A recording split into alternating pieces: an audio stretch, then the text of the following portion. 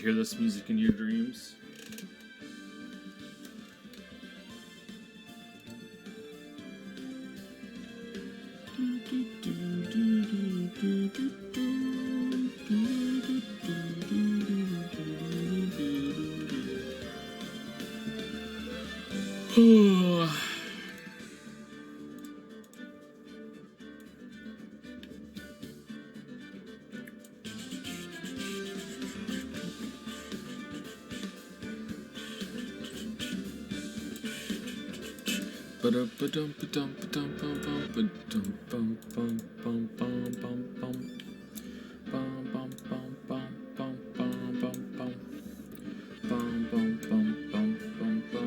So yesterday's investigation was a little better than the one before it.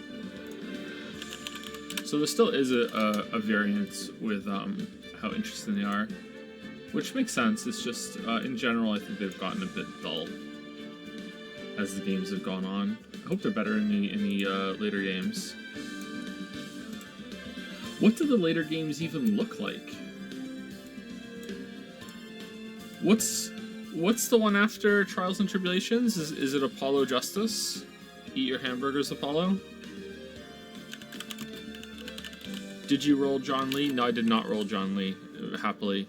I might accidentally get him because I'm trying to get the fire guitar player, and so far on that banner I've gotten Razor, another Barbara, and another Ice Claymore user, and still no fire person, so I really don't like, I don't really want Zhang Li. Apollo Justice? Ace Attorney Apollo Justice. Alright, what does it look like? Oh, it kind of just looks like more of the same. Oh, okay. 3DS? Or is that a later one? Oh, it looks a bit better.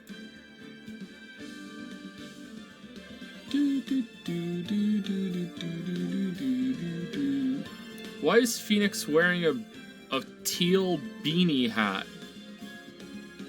Man, Phoenix looking pretty fucking handsome. Like, what the fuck?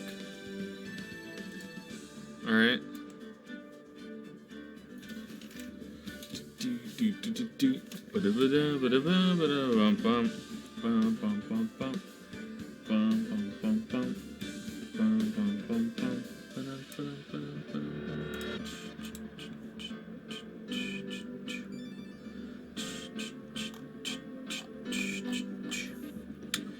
I feel like I forgot to do something.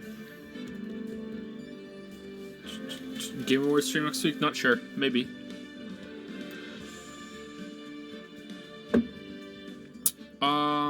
If you don't follow me on Twitter, I played Ghost Runner, and I did a tweet about it. Ghost Runner is a first-person, I don't know if it's cyberpunk, because I don't really understand what cyberpunk is. Like, I think cyberpunk has just become the go-to for kind of gritty sci-fi, you know what I mean? Like, there's not much punk in a lot of the cyberpunk, but, like, yeah, we'll see. Anyway, yeah, I played Ghost Runner. Pretty short game. I enjoyed it quite a bit. It's rough in a lot of places. The movement is not that refined. It's not as snappy as it could be. But the trade-off for that is that you have a lot of freedom to get around the areas in ways that you might not think. So a lot of these kind of games are very context sensitive. They're very, like, you can only do things that the game has allowed you to do because they've set up, like, routes around the levels. Ghost Runner is not like that. Ghost Runner lets you approach things in many different ways. There are lots of walls in Ghost Runner that you can wall run on that you don't think you can wall run on. I'm not sure if that's a glitch, actually, but you can do it. You can get to places with creative use of game mechanics, and it was a pretty good time. So I recommend that. It's sort of like a first-person Katana Zero with a mix of Celeste and Mirror's Edge. A little bit of Titanfall 2 in there as well, but with sword melee combat instead of guns. You die in one hit, and when you die in one hit, you come back. There's, like, frequent checkpoints and stuff, And yeah, it's pretty good. So I recommend that if you are looking for a game that's sort of like in the same cyberpunky area as 2077 to tide you over until next week, then I would suggest checking that out. It's pretty good. It's pretty good. Ghost Runner had a ton of collision problems. It was pretty BS. Yeah, a lot of hitbox problems. A lot of little problems here and there. I wonder if they rushed it out a little bit and missed its last month of checks or shit because they wanted to get it out before Cyberpunk came out, which, you know, like, holy shit. Like, what a fucking roller coaster that must have been for them. No, we're not gonna make it. No, we are. Oh, no, we're not. Oh, no, it's late again. We're fine. Oh, shit. Okay, so, I think that it could have used a little bit more, but like I said, the trade-off for that kind of roughness and how it doesn't always work properly. Like sometimes you're jumping off a wall and it just doesn't do it. Is that you have a lot of freedom and more than you typically do in a game like this to get around and stuff. And it's frequent checkpoints, right? And there's not really any penalty for dying. So yeah. Did you try Sakuna of Rice and Ruin? No, not yet. No. I'm very interested in that though. Thank you, Nomifit, for the resub, Bouncy Bob for some bits, and General Shepherd, not General Shepherd, for the resub. Thanks so much.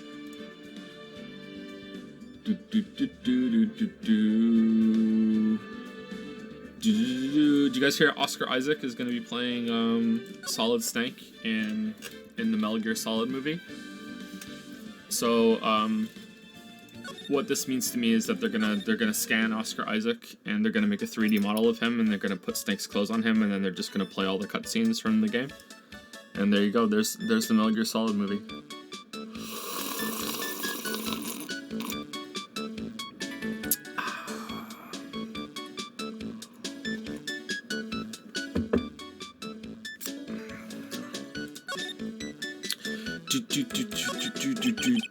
It's a full rack of fashion magazines and they're all in French. Did I turn music down? I did. It's minus 18. Okay. All the clothes in there are absolutely atrocious. Some of them have been circled in red. I really hope Mr. Armstrong is not thinking of buying those.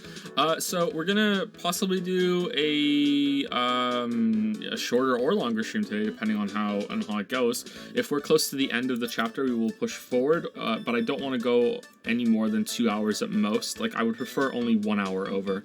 But if we are done really fast, I don't know how long the chapters are. If they're all the same length, then I don't think we can get it done today. But we'll see. Then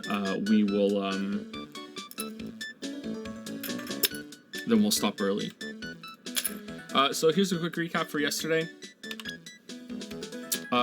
Maggie Bird has been found guilty of murder, of poisoning someone at this restaurant that she works at. Here's where it happened. She poisons this person, Glenn Elg, who is a palindrome. Palindrome motherfucker. Anyway, so she saw someone poison him, and the silhouette of the person that poisoned him looks suspiciously like Phoenix. And then someone impersonated Phoenix as her defense attorney, and no one checked to see if it was Phoenix. So Phoenix has gone down as with a failure for failing to defend Maggie Bird, and now they're doing a retrial because maybe they figured out that Phoenix wasn't actually the real Phoenix. We've met the imposter. He does kind of look like Phoenix in terms of silhouette, but he's not on this list right now, so I can't show him to you. Sorry. He's like orange. It's kind of weird. He's like Kiru Phoenix. So this is the chef who is my top suspect right now. So this chef is the person who runs the restaurant, but his food is terrible, and he has just kind of claimed Maya as the new waitress that works here. And she's here now wearing this. The other characters that we've seen so far are this guy who is a pervert, and he likes to come to this restaurant because of the super revealing clothes that the waitresses wear, which is just like, you know, like whatever. What else? I think I can't go any more summary than that because the game will probably recap everything, and that's all you need to do to go up to speed. No one else saw the person that Maggie Bird saw. Maggie Bird says that someone poisoned his coffee or tea or whatever it was. I think it was coffee. And no one else saw this other person in the restaurant. Now, that could be because there's some shenanigans going on, or it could be because they have partitions and they just forgot that there were partitions. There's also this creepy, like Wednesday Addams looking creature that's been here. And I don't know when she's going to come back or not. My window's open, by the way, so if you hear some noise, sorry. I just want to let it cool down a bit in here because it's hot here today.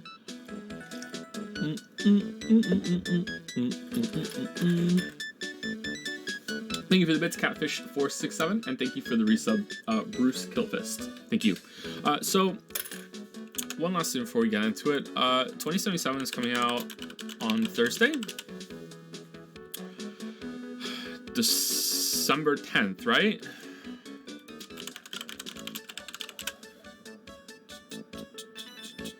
You can play Cyberpunk on December 9th instead of 10th, depending on where you live. Depending on where you live, Best Buy might have sent your copy like a week and a half early, so you might be playing it right now.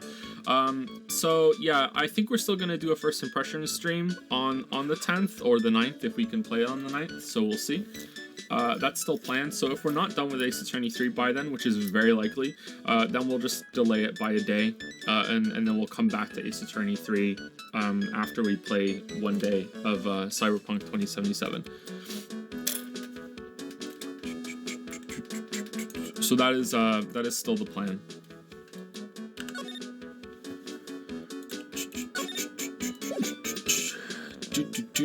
Shit, why did we come back here? We wanted to show... We just found out that he's in debt, right? About this, sorry, Nick. Or did we want to... Oh no, I've forgotten what we were doing.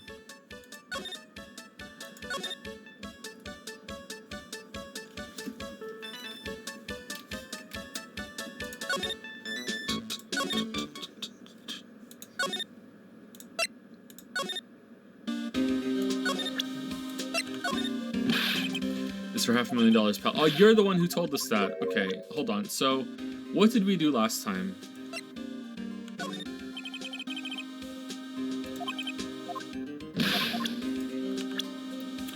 We went and spoke to the old man after we got the debt thing from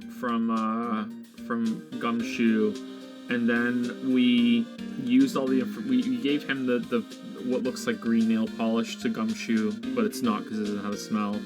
And then we used the paper we got back from him, this, in order to, no, this, right? Because of he did handwriting analysis on it. We used that in order to get through his psyche locks, and we found out he likes to go to the restaurant because of the waitresses, and then he kind of not locked us down.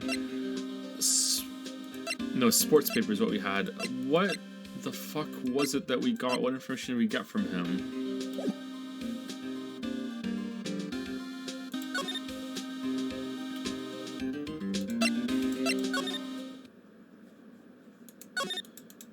Hey Charlie, how's it going? Charlie, a quite decorative plant. He's sort of a keepsake, something to remember Mia by. Sure, the office is a mess, but I never forget to water this little fella.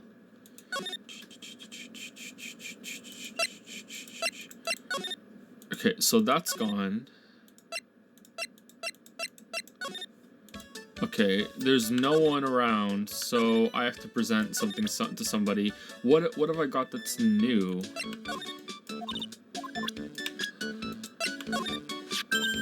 Oh, it's that old man. Is he still feeding the pigeons? Yeah, he fed me as well. I got a bunch of those seeds in my eyes.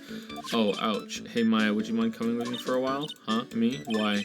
There's something I really want to ask that old man. Sure, okay, I'll just get changed. No, hang on. Can you go like that? I guess. Okay, I think that, that should have just been a dialogue option, not a present option, but okay.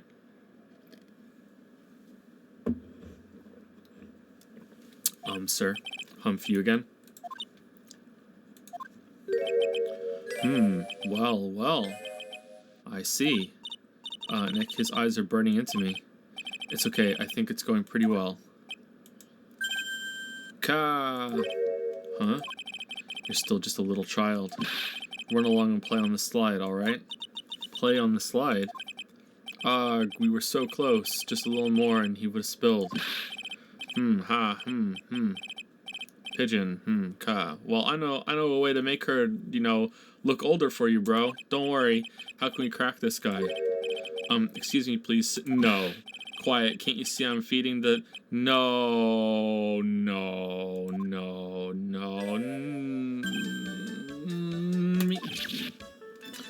Well, if you don't mind, sir, I'd really love to talk with you. Yes. Of course, certainly. I'm Victor Kudo. Alright, even from beyond the grave, wow.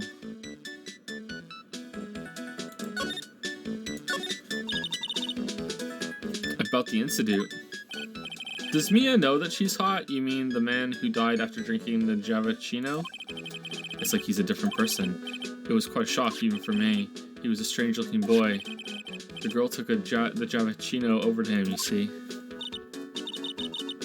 And was the customer alone? Definitely. He was the only person on the table. Then he took one sip of his Javachino and he said something like, "Rog," and then collapsed, dead. Oh, how terrifying. You're so good at listening, aren't you? I'll tell you anything, whatever you want to know. He certainly seems to be telling the truth now, but it looks like Mr. Kudo didn't see this other man either. Très bien. Do you like the food at Très bien? She's being really minxy right now. Well, of course, I'm really quite a sophisticated man. I was a young businessman once, I set up a casino in London. Really? How interesting. Eating the food at that restaurant really takes me back to my days in France. What a lovely story. London's in England, not France. Oh yes, France is wonderful. I'd love to show you around the city sometime. It's too much. I can't take it. I want France. Ha ha ha. What? I can't believe Mia's laughing at the guy. Sigh. You visit Très bien a lot, don't you? Of course, I mean, yes. I'd like to come and see you there. He. Really? Oh, you flatter me so... Wait, doesn't he realize it was just, like, does he think it's a different waitress? Or is he just so stunned by what happened? Or, like... Whatever. Think Yu-Gi-Oh! The owner would be delighted to welcome you, I'm sure. Be careful of that chef, my dear. The chef? You mean Mr. Armstrong? That's right. The man's an ex-con. He's an ex-con. That's fine. Whatever did Mr. Armstrong do? Oh no, those eyes. I can't take this. Mia's really got this guy eating out of her hand. He steals things from his customers. From his customers? Gloves, handkerchiefs, little things mainly, mostly to do with hands. He's a pilferer. So you be careful around him, my dear. Are you sure about this? Of course, he was arrested for it once. I was there when it happened, having my Javachino. He really is a regular. Let me write you a little haiku about it. Please don't. A haiku? A Japanese poem. It'll explain all you need to know about that chef. Convicted before, a wicked man or woman. Repeat offender. Victor Kudo. Michael Scott. If he takes anything again, you let me know. If it's not too expensive, I'll buy you a replacement. Poor guy, he couldn't do enough for Mia. Okay, Phoenix. Alright, back to hell. That's about as much as I can do to help. Thanks, Mia. We got some really important information thanks to you. Honestly, I can't believe Maya called me for something like this. I mean, it works.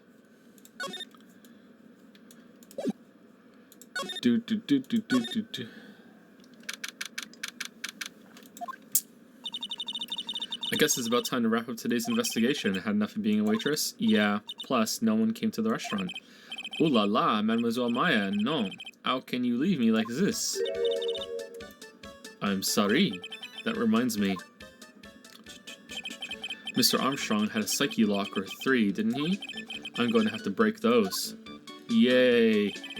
Mr. Armstrong, I hope you won't mind, but I'd like to have another word with you. I sure hope that the game isn't bringing it up before we don't have the evidence to break them.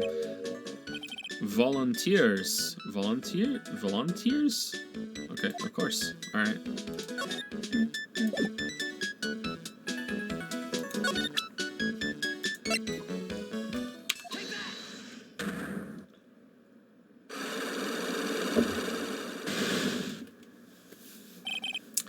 Maggie's motive.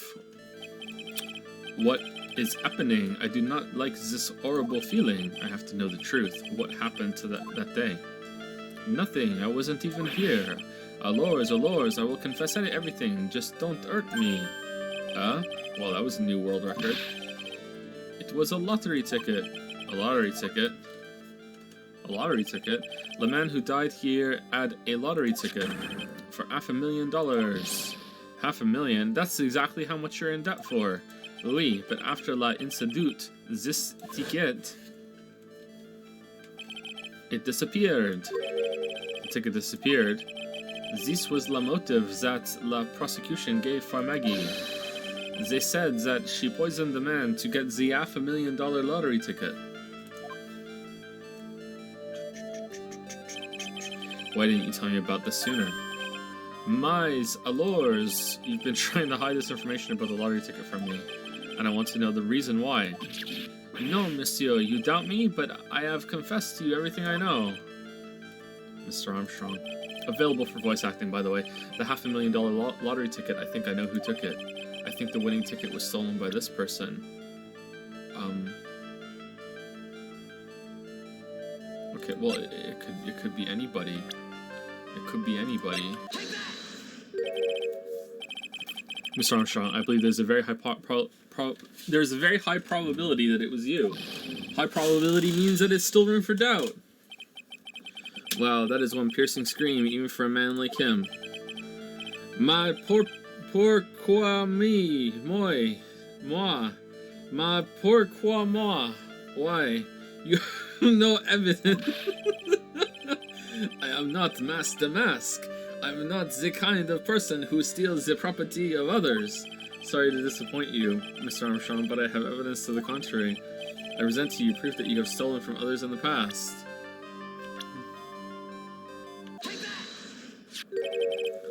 What is this? A poem? Oh, monsieur, you know me so well. I adore poems.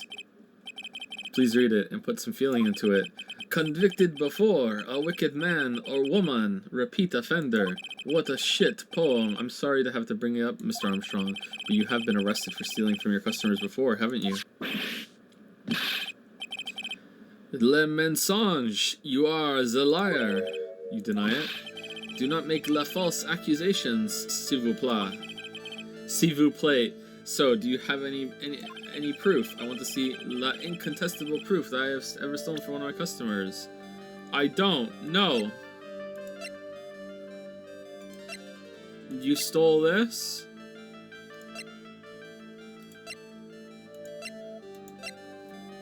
You stole this from me. But we've never been here before. And did we not have it when we came in?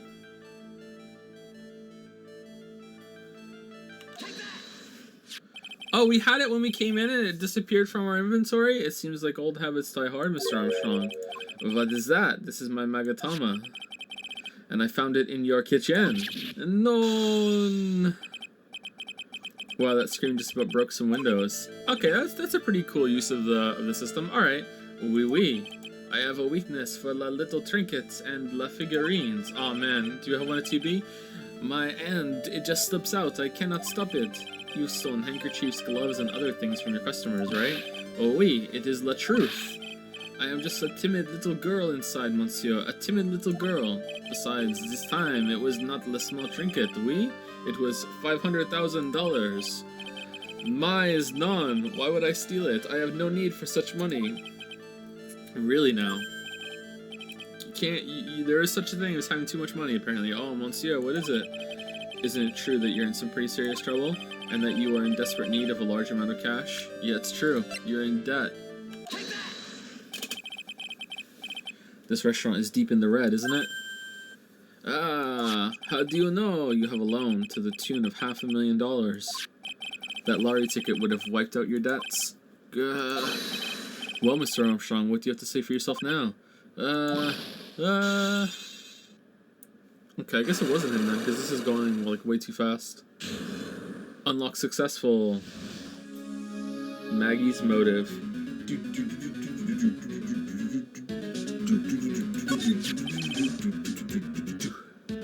Mr. Armstrong. You said that the victim had a winning lottery ticket for $500,000. How did you know he had something like that in the first place? The man, he was listening to the radio with his earpiece. Maggie said something about that too. The winning number was announced on La News, I think. Oh, I thought they were like more like scratch cards. All of a sudden, he exploded. Yes, $500,000, he shouted. And the ticket? Gone. He had all of his tickets spread out on the table. I was so desperately in need of money, so I put the poison in his coffee. No, you naughty man. I simply helped myself to one of his tickets. It was the wrong one, though. What? Who has the right ticket? The victim collapsed and Maggie passed out. I thought to myself, pourquoi pas? He had so many of them. Yeah, but only one of them was the winning ticket, right? I bet Maggie has it and she doesn't even know, and that's going to be like her big good luck moment. How could you do that, Mr. Armstrong? Maggie was arrested because of you. No, this is not true. I did not take it. That ticket for $500,000, I mean. But you just told us you did. You said you took a ticket. Mas non, ma fille. It was not. That's enough.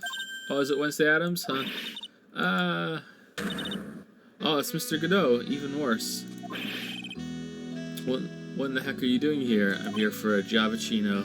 Ugh. This is without a doubt the worst coffee I have ever tasted, Mr. Armstrong. You came in here for coffee? Does his craving for coffee know no bounds? Ass eater. Perhaps Mr. Armstrong stole one of the victim's tickets on the day in question. I am Le Air Ed, no? Just a pretty little girl who everyone is laughing at. But in that case, Maggie shouldn't be the only one under suspicion. He had the wrong ticket. What? Mr. Armstrong made off with the winning ticket's pretty neighbor. So, the ticket he took was worthless? Not quite. He did win something. $1. You see, I am just a pretty face. Without my looks, I have nothing. So, what happened to the winning ticket then? The one he meant to steal. No one knows. Indeed, what did happen to it? I don't like spoiling myself by watching trailers, so we'll just wait and see how the movie turns out tomorrow, won't we? Aw, man, me and Godot were like this. Thank you, Cyberpunk Geralt. No. Voila, you too. Time to laugh at the pretty little air Ed. Looks like I won't be needing this note anymore. Really? Victor's note thrown into the trash. Damn. Looks like we've got a new mystery now, namely, where did the winning ticket go? Could you imagine if they ever did that, and then later on in the game was like, no, you actually do need that piece of evidence. Too bad you threw it in the trash. Next investigation, you better go get it. God damn, that would be frustrating as fuck. I've got a bad feeling about this. It would be hilarious, though. Well, anyway. We can't let Maggie suffer any longer for this, and certainly not again. Are we done? That's it? We're going into the trial? Nice. Alright.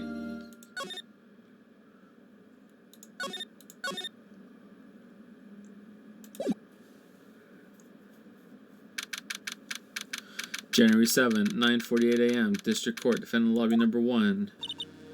Oh, I see. Why are you still wearing the uniform? I guess I should have expected this. Nobody saw the other guy, huh?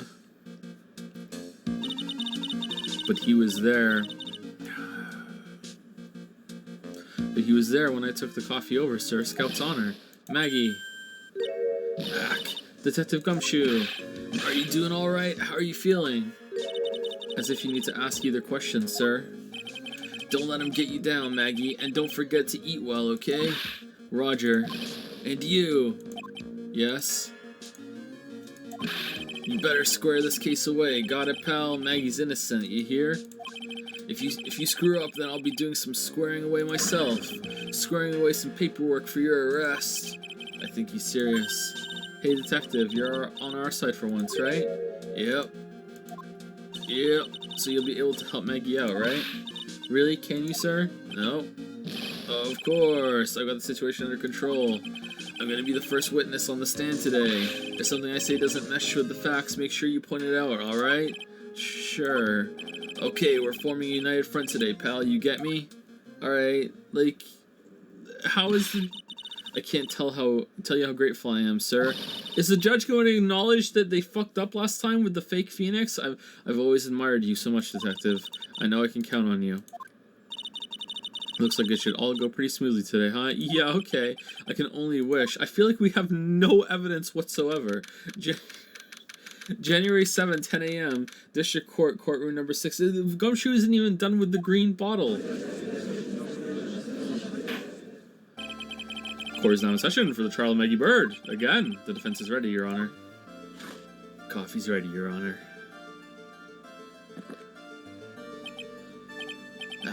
Bitter. Mr. Wright. Yes, Your Honor. You look different.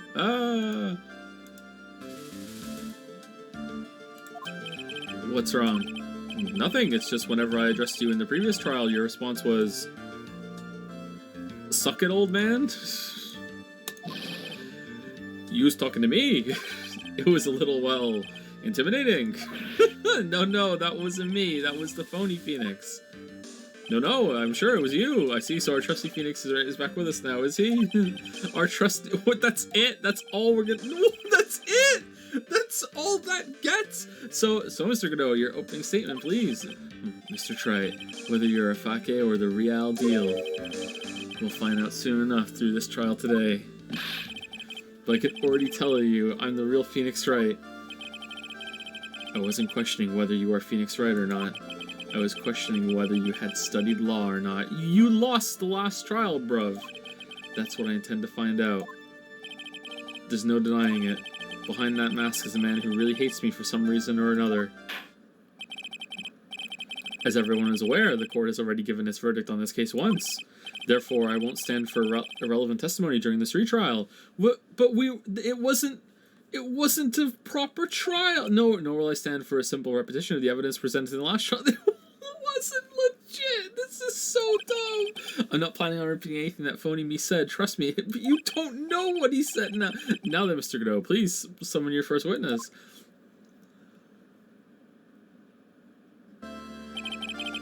Let's start with the formalities, shall we? Name and occupation. Witness, state your name for the court. Don't know who you are. Are you the real Gumshoe? Huh. Oh, sorry, sir. Am I the real judge? I don't know. You was talking to me. The name's police department detective. Occupation Dick Gumshoe. All right, I understood it. We're fine. Other way around, detective. Huh? Oh, sorry. Anyway, I'm the officer in charge of this case since yesterday, sir. Since yesterday? Yeah, the guy who was on the initial investigation's tied up with another case now. Turns out he was also an imposter detective. I hope Gumshoe really got everything under control for everyone's sake. I see. So, Detective Gumshoe, would you outline for the court the basic facts of the case? Yes, sir. The victim's name was Glenn Elk. He was a professional programmer. He was on the payroll of Blue Screens Inc., a local company. Oh man, they must make horrible computers. This is the victim's autopsy report. Updated. The court accepts this into evidence. Died of potassium cyanide poisoning. Wow, time of death was between 1:30 and 2:30 p.m. And here are the floor plans of the restaurant. Surely they would know better when that was, because there was like a body in the restaurant, or maybe he didn't die right away. Okay.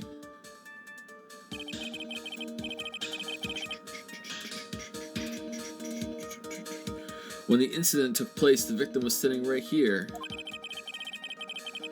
The poisoned coffee was brought over to him by the waitress. The waitress being the accused.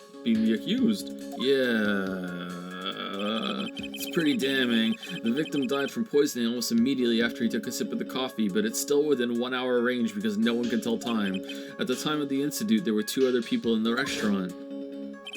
Mr. Gene Armstrong, the owner and chef, and a regular by the name of Mr. Victor Kudo. It still seems to be a very straightforward case to me. Blueprints of the crime scene. X equals victim seat. Alright. Come, detective. Take up this hammer. Alright, so knowing this series, it is actually going to be some bullshit. Like, well, the old man was sitting here or here, so he couldn't see this chair, so really he doesn't know if it was empty. I just said I didn't see anyone. I didn't see an empty chair. And the chef just didn't leave the kitchen, or when he did, he only looked out from there, and he only saw him here. So look, this partition. Oh no. And nail the defendant's coffin shut with your own 2 hands. Now then, Detective Gumshoe, let's have your testimony. Yes, sir. The incident. When the incident took place, the victim was alone at his table, sir. We understand that the guy, Glenn Elg, was listening to the radio at the time. Traces of poison were found in his coffee cup, and what we found was potassium cyanide. That stuff really packs a punch. And, it looks like Miss Bird might have had, well, some kind of a motive.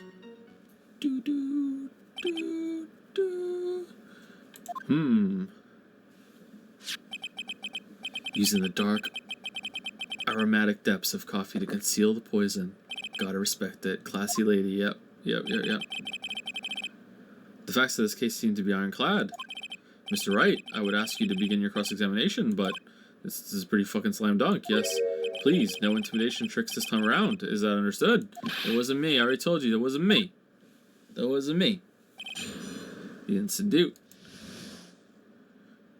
You guys see Donkey's new video? Like, I understand this point, but still one of the biggest video game channels there are. Like, holy shit. There is. Can I stop you for just a minute? Huh, what is it? Did I say something that contradicts the evidence? He's so desperate for that to be true, he's practically crying. Your testimony just now doesn't match the testimony given by Miss Bird. She claims that there was another man at the victim's table. Yeah, that's what she said. That's what she said, your own thing.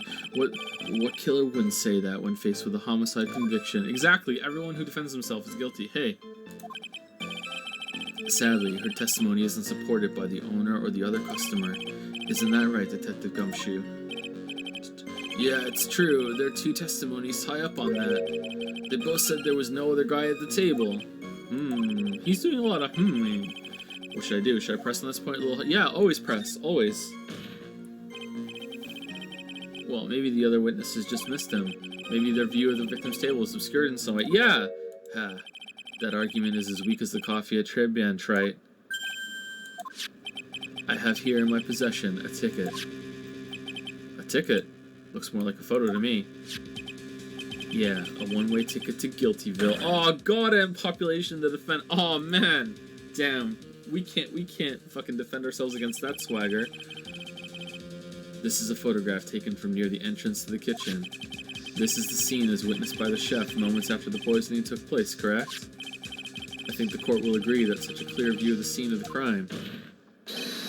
How, Mr. Trite, could anyone have overlooked the second person at the table? Maybe the chair was just a little to the left. Alright, I guess I was wrong? Huh. It certainly seems to show the victim's table extremely clearly. Crime photo adds to the court record.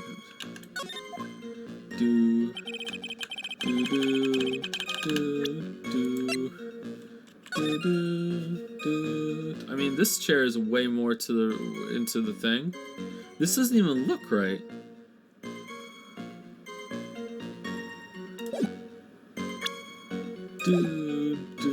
We understand that the guy, Glenn Elg, was listening to the radio at the time. He's listening to his radio, you say? To shreds, you say? Yeah, he had a portable radio in his chest pocket. Maggie told us that too, didn't she? Something about how one of them had some sort of earpiece. What should I do? Should I press on this point a little harder or not? Yeah. And what was it that the victim was listening to on the radio, Detective Gumshoe? Huh? How should I know? Thanks a lot. We're now one step closer to the middle of nowhere. Population defendant. This isn't going very well, is it? Detective, could you perhaps tell us about the poison and how it was used?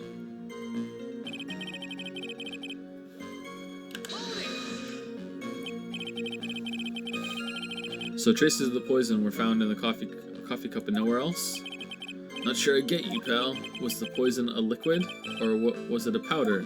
I don't fucking know. If I had to put it in layman's terms, I'd say it was a powdery substance. So the poison could have been in anything that was on the table. Sugar, salt, pepper. Objection! Ha. Ha. Do you put salt and pepper in your coffee tray? I could. Sometimes I eat the tea bag. The victim took his coffee black with no sugar. Ugh. It seems that the poison could have only been in the coffee. What should I do? Should I press on this point a little harder? Yeah, of course, yeah. Are you absolutely certain that the victim even drank any of his coffee? Huh? What do you mean? According to this file, the poison was found in the victim's coffee cup. But what proof is there that the victim ever drank any of it? Oh, hey, you're right. That's what I think.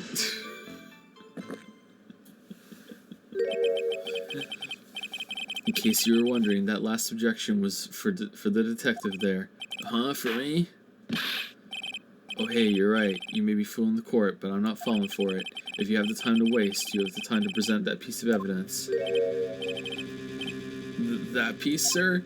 Yes, that piece. What piece was it again?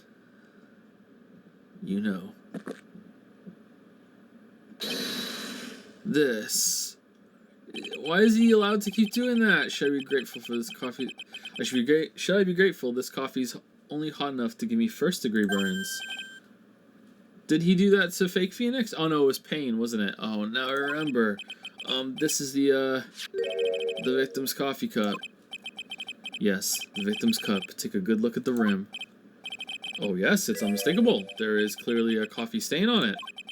Conclusive proof that the victim did drink the poisoned coffee that was in this cup. Is it though? The victim gulped down the bitter death that the waitress brought to him. Like this. Just proof that the cup was drunk from. For the record, the only prints on the cup were the victims and the defendants. The coffee contained potassium cyanide covered in the victim and Maggie's fingerprints. What about their lip print? Upon further investigation of this cup, we found a certain chemical substance. And what we found was potassium cyanide. That stuff really packs a punch.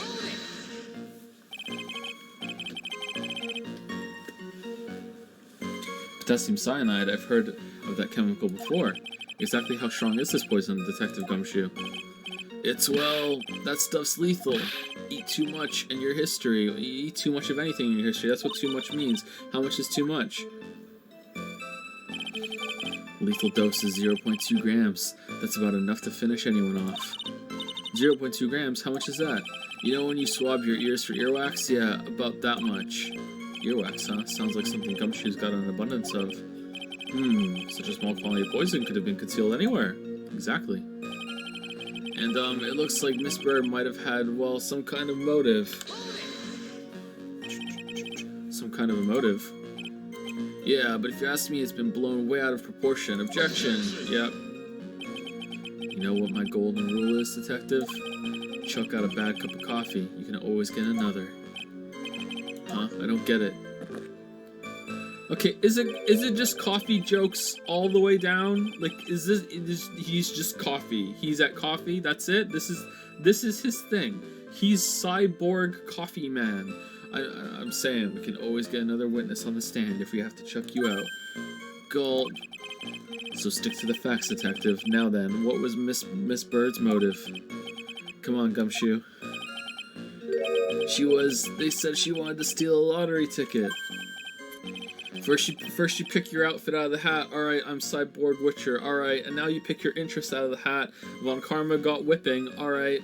Von Karma's dad got being a fucking vampire. Alright, what are you gonna get? You got coffee. Alright, cool. So I'm a cyborg that loves coffee. Yep. That's what you do. I knew it. That's what we heard yesterday too. It disappeared from the scene of the crime. And it wasn't just any lottery ticket. It was a winning ticket for $500,000. Mr. Armstrong knew about the ticket too, didn't he? But he stole the wrong one. Then, is it possible Maggie stole the winning one? What should I do? Should I press on this point? Yeah. Wait a minute. The mere fact that the lottery ticket disappeared in no way implicates my client. I have here in my hand the very ticket in question. Oh, that's the half a million dollar lottery ticket. Didn't say that very well. One of the female police officers found it when she was conducting a search on Maggie Bird of the defendant. What?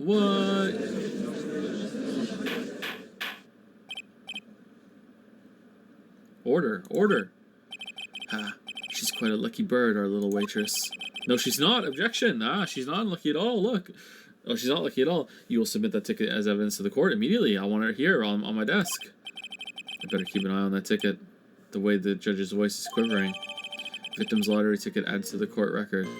So did Imposter Phoenix come in and do all this to try and get the ticket from her? Is that all it is? This ticket was presented to the court in the previous trial too. But it feels heavier now somehow. $500,000, you say? What you got? You didn't know it was a winning ticket last time? It's just a scrap of paper. What matters is where it was found, Your Honor. You buy a lot of cup of coffees for that. Cup of coffees, and that's on Maggie's person, unfortunately. That's enough. The facts of this case seem overwhelmingly clear to me, as they always do at this stage of the trial, but then Phoenix waves his hand and does mumbo jumbo bullshit. Not this time. Guilty. Get the fuck out of here. The defendant had ample opportunity to commit the crime of which he is charged. Furthermore, it seems beyond reasonable doubt that she did indeed commit this crime. I like an old man who knows the score. There's also the matter of the $500,000 lottery ticket. It's gone. That alone provides a very credible motive. I mean, for that sum of money, even I might be tempted to bend the rules. I don't mind an old man who is weak to the siren call of money. Not good, Nick. The evidence against Maggie is starting to pile up fast. Yeah, that's because the court has ruled guilty once already. I'd say it's about time to wrap up this repeat performance with one final, decisive piece of evidence. He's got more evidence against Maggie? Alright, this is how we got all the evidence in here. It's fucking in the trial. This is the apron the delightful Miss Bird was wearing at the time. Wow, that's not the cleanest apron I've seen. That stain looks like... It can't be blood, can it? Ha, it seems the star of our play was a little flustered. There's blood on the apron but not on the table? And somehow spilled coffee on herself. The coffee. That's not exactly the first thing that caught my eye. Of course, the coffee stain isn't the most interesting thing about this apron.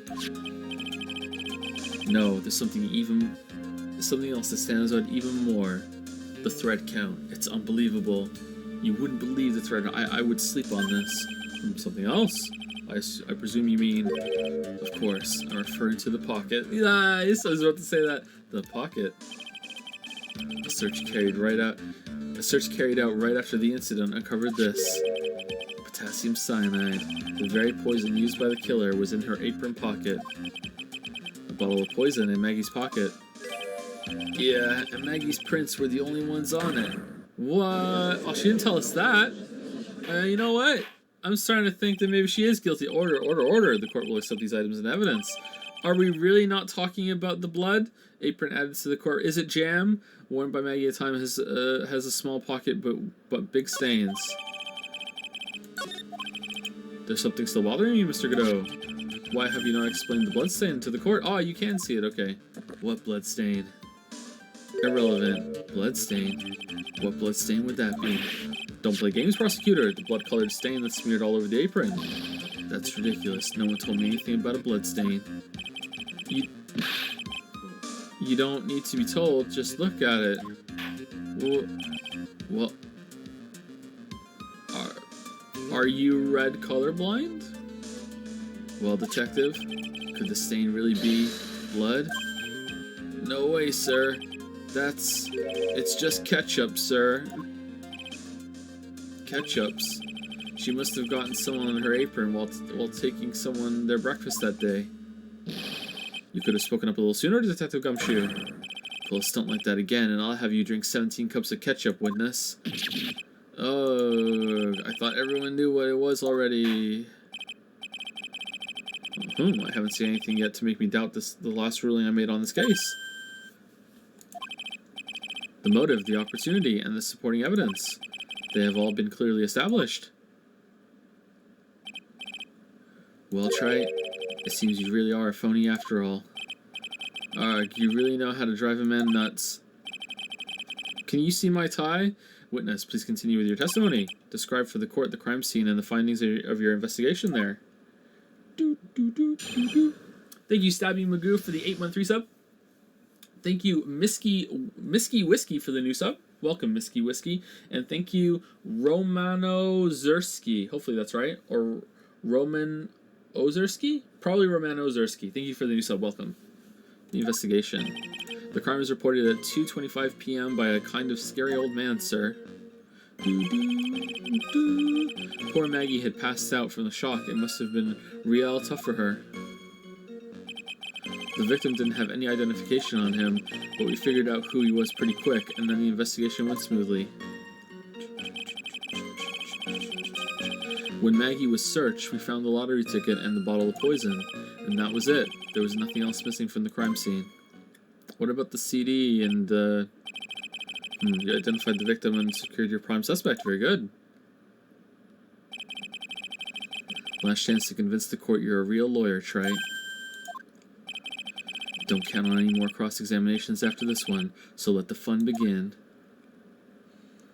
Do.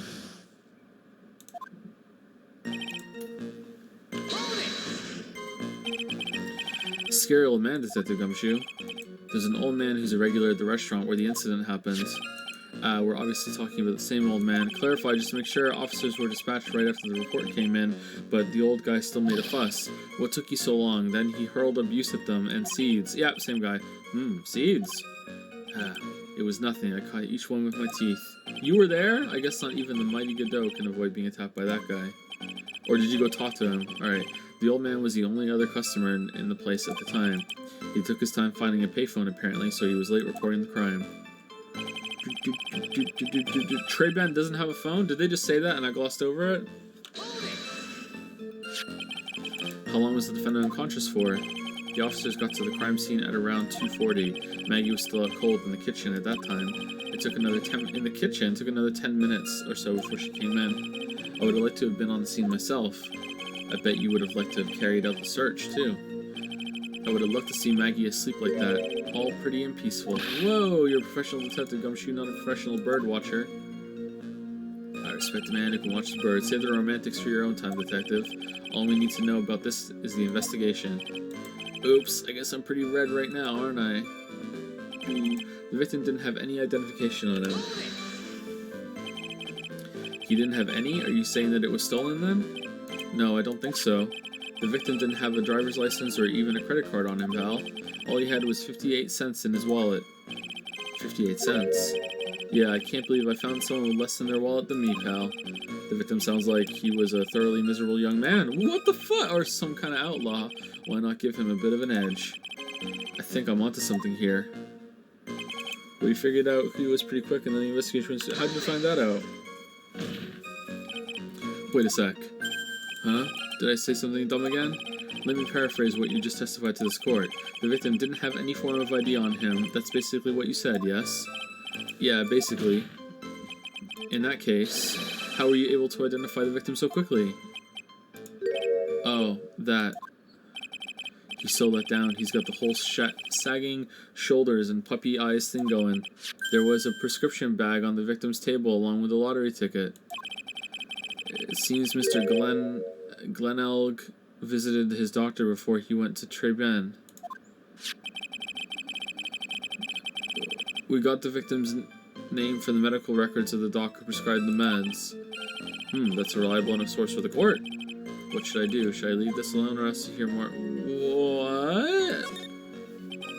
What sort of medicine was in the bag? Potassium cyanide, pal. Well, actually, the bag we found was empty. How do you know it was his then, huh? Yeah, completely empty. It was completely empty. Victim's prescription bag added to the court record.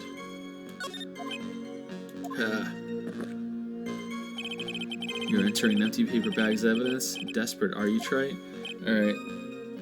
I have a feeling there's going to be some bullshit involved in that bag later. Now, what happened with the investigation after that, detective?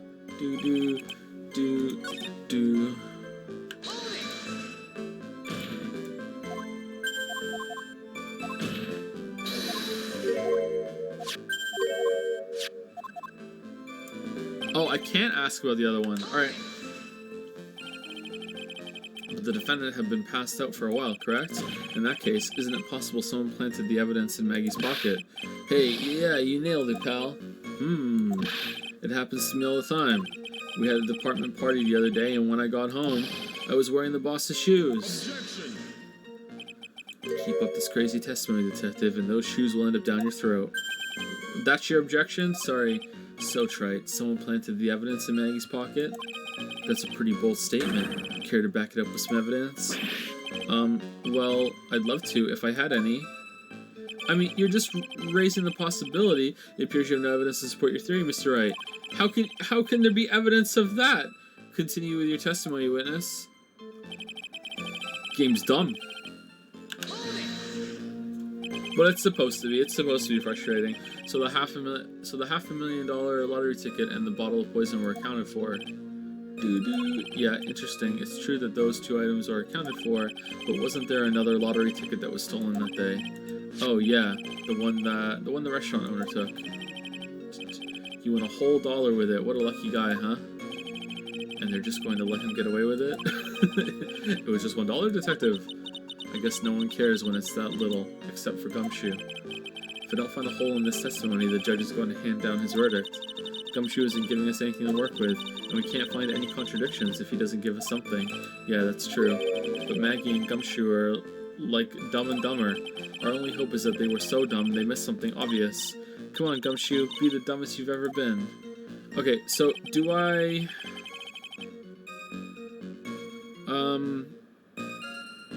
press again, or do I present evidence? I kind of want to press everything in just in case. Alright, so we got this, right? Like, if the bag is empty, why was he carrying an empty bag? Obviously something else was stolen? Or am I supposed to press again?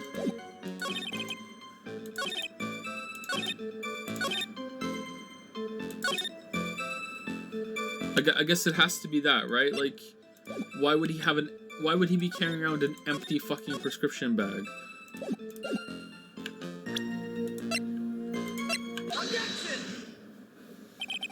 Says the Gumshoe, I think I should point something out to you. There is just one small contradiction in your testimony.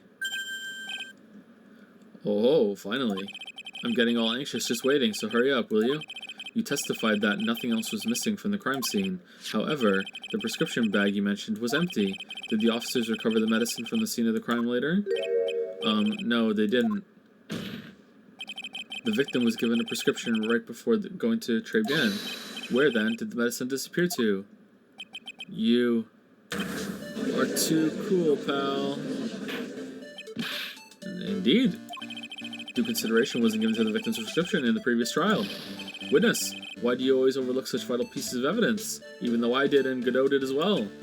I guess that's the most careless thing I've done so far, huh? Not even close. The victim was killed by poison, and the victim's medicine mysteriously disappeared. The victim's own prescription could have been the lethal poison itself. Yeah, okay. Wait, we're going for that? Order. Well, Mr. Godot, what do you have to say? Prescription for poison. What? That's all? What? Having trouble sleeping? Okay, take 1/10 of a gram of potassium cyanide. No more. Actually, I'm not a doctor. Maybe there is some medicinal use for trace amounts of potassium cyanide or some shit. I don't fucking know. Read for the court the name of the clinic on the prescription bag, if you will. What's the clinic's name got to do with anything? New Ear Otolaryngological Clinic. Otolaryngological Clinic? Just what kind of illness was the victim suffering from, Mr. Godot? Ear something. Hardly an illness, Your Honor. More like a bitter war wound, you could say. A war wound? The day before the incident, Mr. Elk found himself in a fight. He took a blow to the side of the head and ruptured his eardrum. He ruptured his eardrum? Then what on earth was the prescription he was given?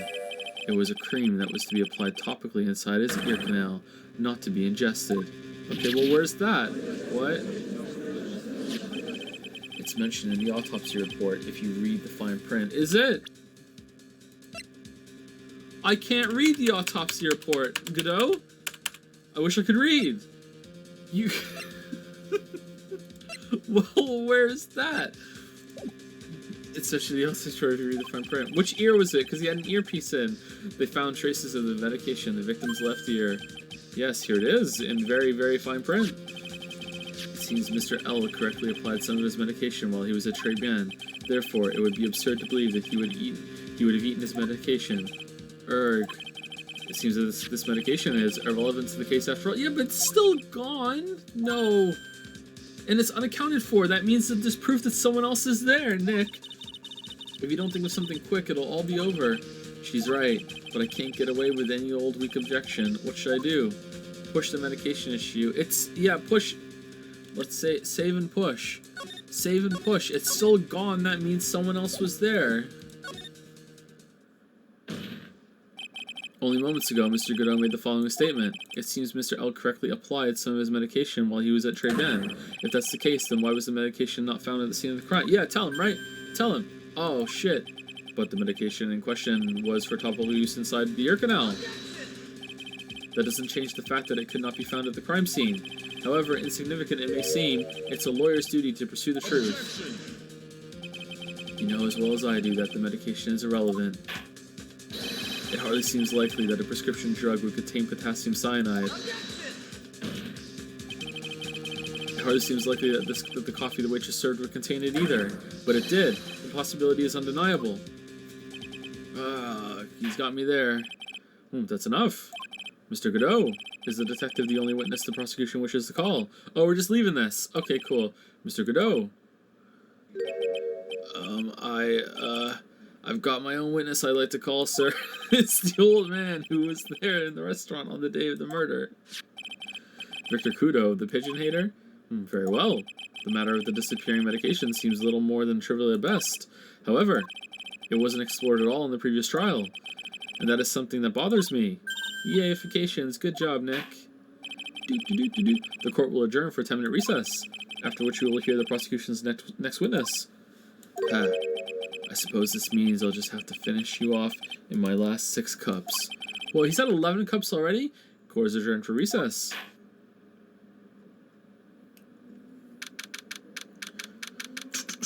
January 7, 11:03 a.m., District Court Lobby. Thank you, Pal Talman, for the new sub. Welcome, Pal Talman. Hopefully I'm saying your name right. And thank you, Smear, for the 16-month resub. Thank you, Smear. Phew, that was close. Tell me about it. I nearly died in there. That's my line, sir. No, it's my line. I think I really did die a little bit. Bird, how did your fingerprints get on the vial? Looks like we all nearly died in there. I can't believe Detective Gumshoe. How could he betray us like that? Huh? He said he'd help me, but he totally set me up. I don't think he meant to do that, Maggie. He was backed into a corner. I mean, the guy's got to do his job, right? It's okay, I know all about lies and betrayal. I've had them my whole life. Whoa, what are you being mean to Gumshoe for? But it really hurt this time. It felt like someone punched me hard in the stomach. I hate that guy. I don't ever want to see him again. What the fuck? Poor Gumshoe. So the next witness is going to be that old guy from the park, right? Yeah, Mr. Kudo, lover of waitress outfits and projectile seeds. I hope he brings some to the court. I bet he's going to be real stubborn. I mean, he's pretty set in his ways, you know? Yeah, he's a big old grouch. Are you going to be able to handle him, Nick? Yeah, I can take whatever he throws at me, even those never-ending bird seeds. January 7, 11:15 a.m., District Court, Courtroom number 4. Court will now reconvene for the trial of Maggie Bird. Mr. Godot, your next witness, please. The prosecution calls the lucky old-timer who caught the show over a cup of coffee. Will the witness please take the stand? No. He brought the seeds. Wonderful. Name and occupation, if you don't mind. The name is Victor Kudo, born and bred in the land of the rising sun. Honor and duty are what make me. Mind you, I can be quite emotional at times, too. We don't need to hear about that, Mr. Kudo. Just tell the court your occupation. My occupation? Ka, listen, young'un. How much call do you think there is for kimono embroidery here? Oh, okay. kimono embroidery. That's what I do, or did back in Japan. I embroidered family crests on kimonos. My ancestors were embroidering kimonos before this country even existed. Wow, a real craftsman. They're a dying breed. Hey, maybe he could embroider my costume sometime. No, anyway, like I said, there's not much demand for that kind of thing here. So I had to take a job working the cash register at a burger joint, pretending to smile. That burger joint would have been better off putting him in the kitchen. Now then, witness, were you in the restaurant at the time of the incident? Oh yes, I was eating some seeds over a cup of Javicino. Seeds? That's what you're asking, not Javicino? What do you think these are, I see. So you saw everything that happened, Gramps. Did I? Oh yes I did. I saw it all. Then please tell the court. We're all ears. Except for the victim. He had an ear problem. So, sure, I'll tell you every last detail. He's really getting into this. What I have witnessed. The young man was reading the sports paper. The serving girl brought him a Javicino, but she put something in it. The man took one sip of it, looked like he was in terrible pain, and then collapsed. That's the serving girl right there in the defendant's chair. I remember her well. That's it? Okay.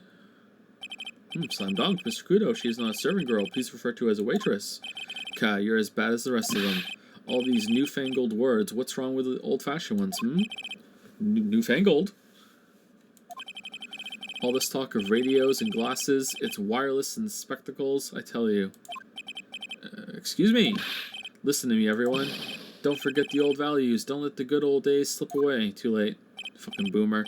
Well, I think it's time to begin the cross-examination, Mr. Wright. Yes, Your Honor.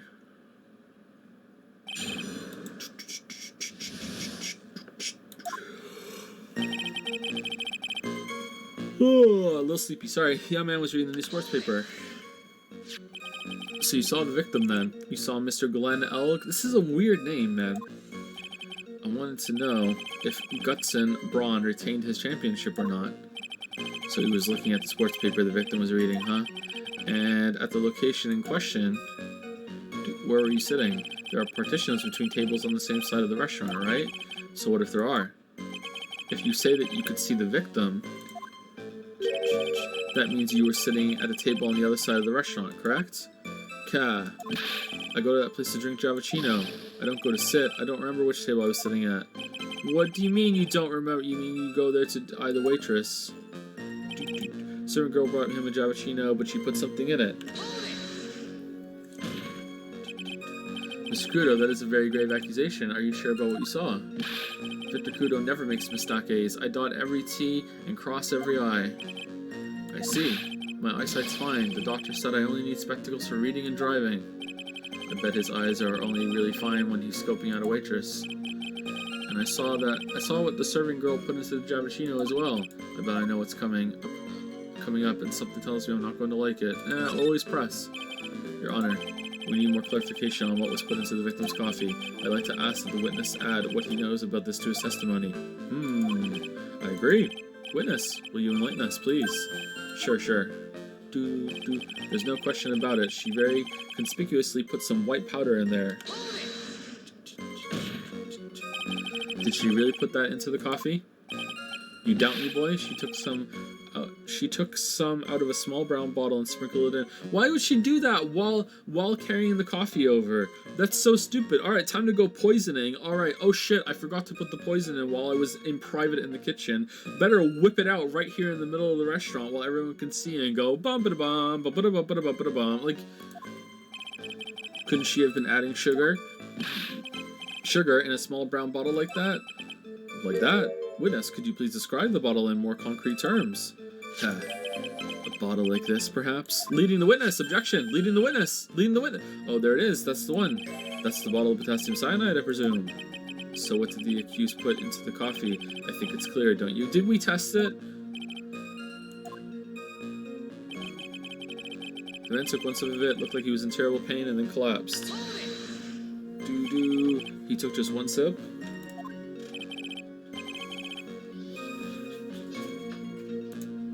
One second.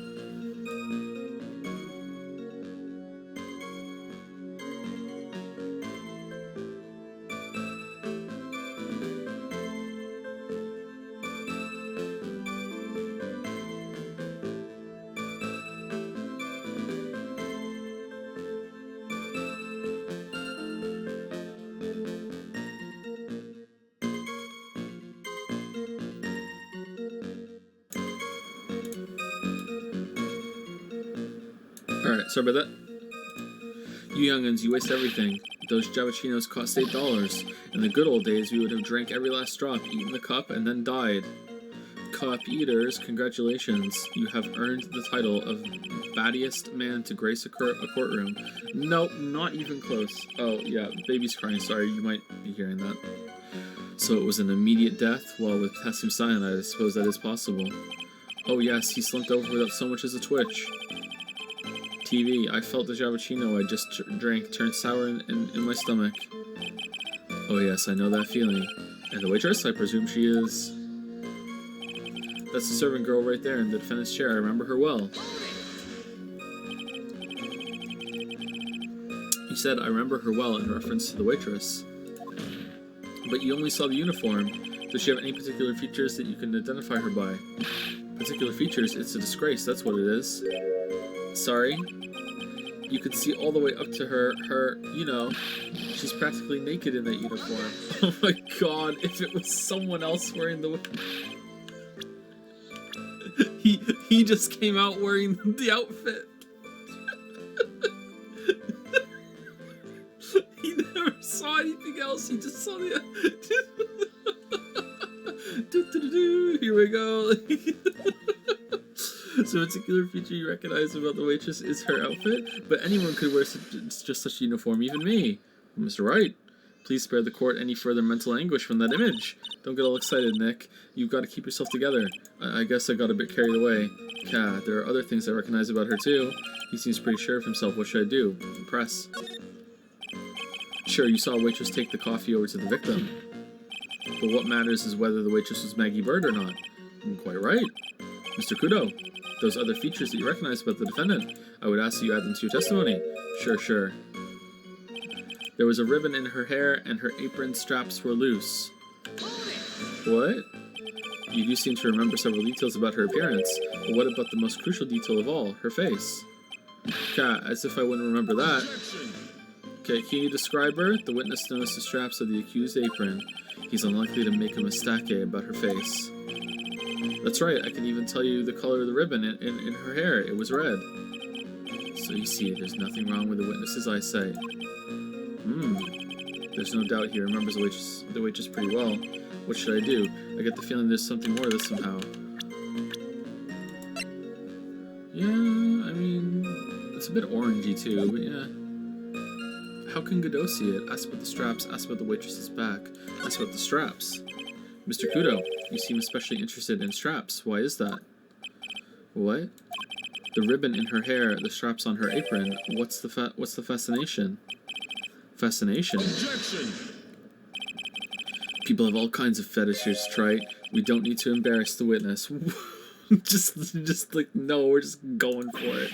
Listen, you young upstarts, I haven't got some sick strap fetish. I mean, I do. Is there any relevance to the witness's unusual love of straps, Mr. Wright? I was just curious as to why he was so fixated on the waitress's straps. I said I haven't got a strap fetish. How many times do I have to repeat myself? Very well. Continue with your testimony, Mr. Kudo, and make it strapless. Grumble, grumble. Do you think old CD really saw Maggie do it? Well, he probably had his eye on the waitress the whole time. That's why he was there. But he was there for the cute outfits, right? Not the waitress. I guess. She makes a good point, though. Hey, did I just say something clever? I wonder if the waitress Mr. Kudo saw really was Maggie. That's what we have to figure out, Nick. Alright, so we go to the last one and press it again. And this time we go to the other part, the back. Objection!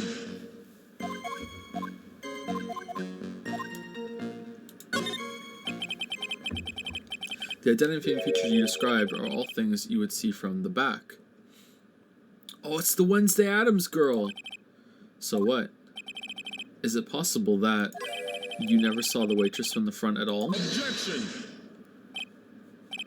He's got you there, Gramps. Objection! I agree! Agreement! People normally talk about facial features when they're asked to describe someone. This witness testimony is nothing but straps and ribbons. This is harassment, I tell you. I'm not obsessed with straps or ribbons. I'm just telling you what I saw. Mr. Kudo, the court requests that you add details about any identifying features. Features you observe from the front, that is, to your testimony. Sure. This old man's testimony is getting longer and longer, and if I can't find a hole in it soon, it'll get even longer, I bet. Surely, with the defendant right in front of him, wearing the exact same outfit, he could just bullshit his way now. This is kind of dumb. There wasn't anything like that common interest about her when I saw her from the front. You didn't find anything to be distinct, but you did clearly see the witness's face, yes? No question about it. I didn't come this far to back down now. Victor Kudo never backs down. But you would have noticed her strap that she has on the front. Does she have any straps on the front? That's not the answer I was looking for, but okay. This has turned into a matter of pride for old CD now, I guess. I wonder if you really did see Maggie's face or not. Like I thought, we need some concrete proof of this. Proof that the guy didn't see the waitress clearly from the front. If you'd seen her from the front, you would have thrown seeds at her, because she's a bird! Do you think old CD really saw Maggie do it? Well, he probably had his eye on the waitress the whole time as he was there. Okay, cute outfit, okay.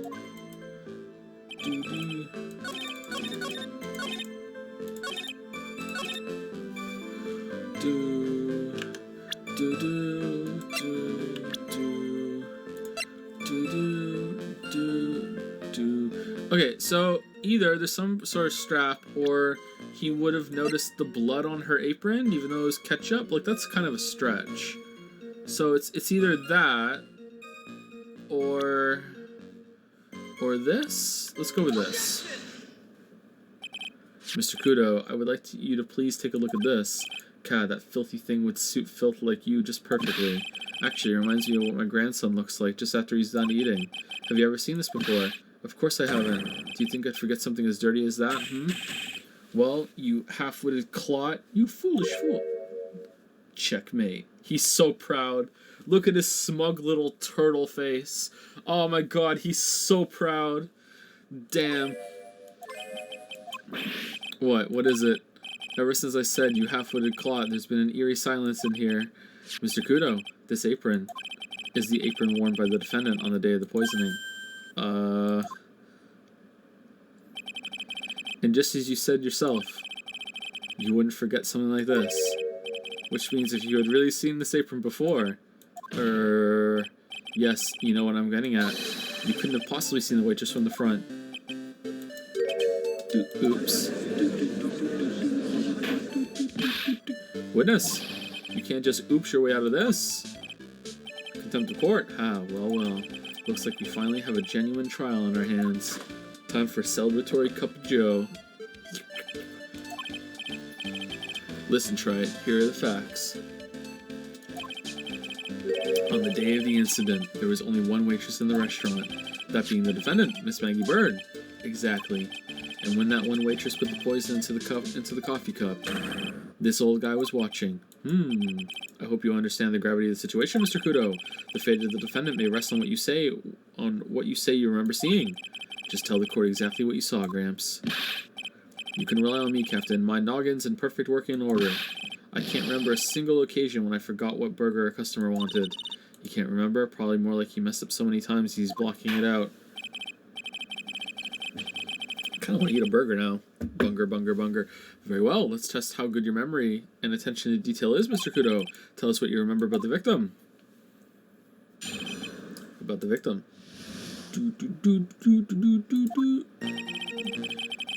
you for the resub, Castro. Thank you very much. 6 months. Thank you, Castro. He was another of those pesky young types wearing a broken pair of spectacles. He had a newspaper. Oh, right, the victim, sorry. He had a newspaper in his right hand, and the noisy brat kept rustling its pages. The young man was listening to the wireless. I remember that well. Then the serving girl in the question brought over the Javicino. The little fidget picked up the cup with his free hand and took a sip. Testimony we have just heard was to test how credible the witness's memory is. It seems to me that he remembers the victim in a great deal of detail. Oh yes, I hate those, what types who are so vague about everything. Right, but considering that we don't know anything else about the witness, the victim at this time, we have nothing to go on. This could be complete horseshit. How are we going to handle this, Nick? We only need to do one thing. Don't know why. We just need to prove that the old man's memory is shot. Just trip him up, you mean? Isn't that kind of cruel? I suppose, but it's what I do best.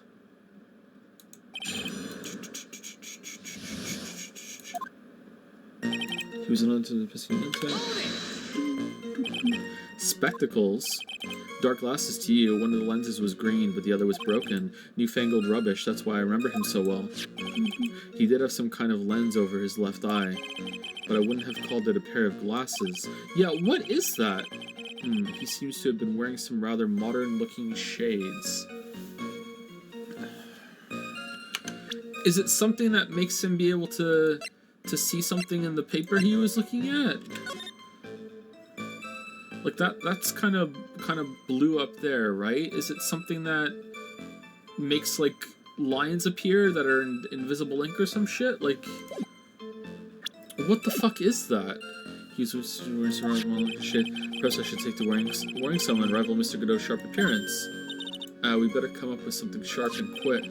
Guess I'll wait and see if I should challenge him about the spectacles. He had a newspaper in his right hand, and the noisy brat kept rustling its pages. The newspaper was a sports paper, was it? That young hooligan, I nearly asked him, can't you even read without fidgeting, How was I supposed to be able to read the back page with all that rustling going on? I needed to find out if Gustin Braun retained his championship title. It was his paper, not yours. If you wanted to know so bad, why didn't you buy your own? What are you looking at me like that for, Something like that. What he said. Ow, Gustin Braun got beaten yesterday, by the way. Anyway. The young man was listening to the wireless. I remember that well. Which ear was it in? The wireless.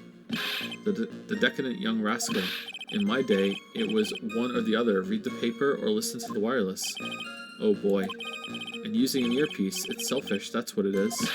I was straining my ears, but I couldn't catch any of it. Was he that desperate to listen to the radio? What are looking at me like that for? Ow, ow.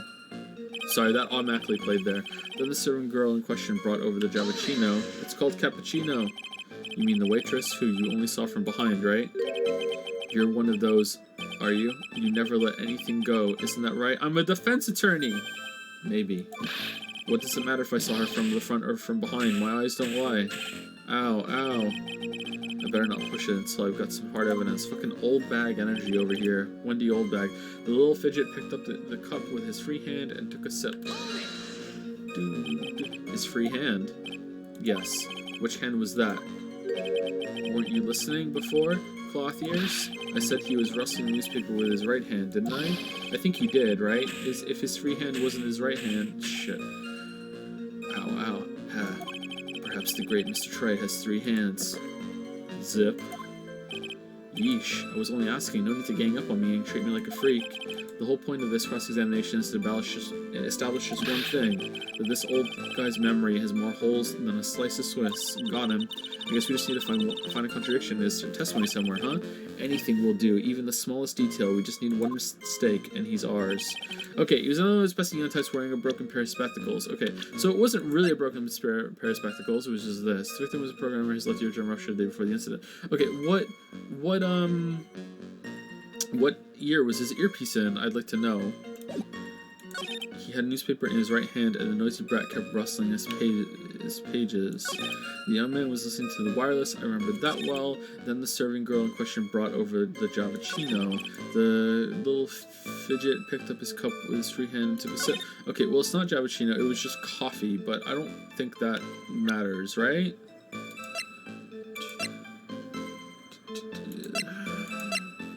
Okay, that's possibly it. The little fidget picked up his free hand and took a sip.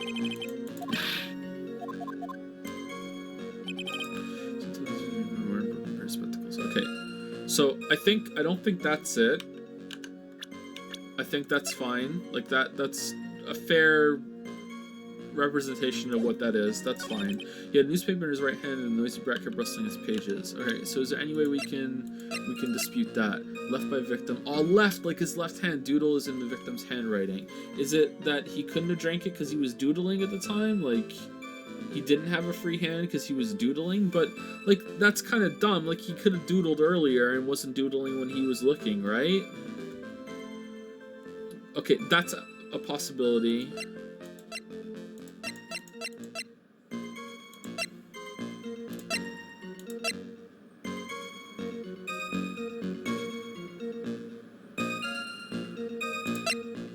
What about the ticket?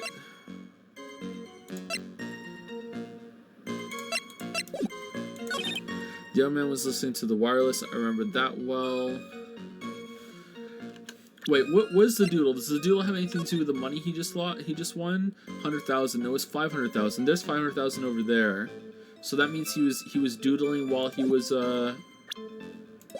Okay, so free hand. All right, let's try that. Nope, not it. Your Honor, that statement contradicts evidence. It does? I don't see anything contradictory. Really? Okay, maybe it's the other one?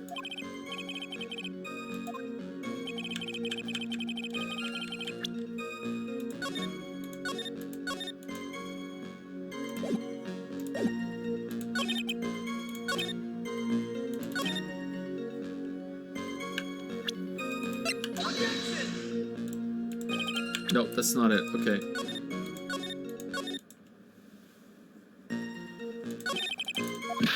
I didn't think so.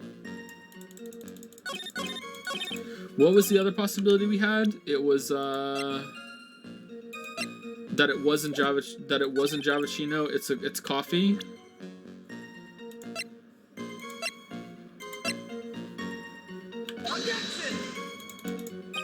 Yes.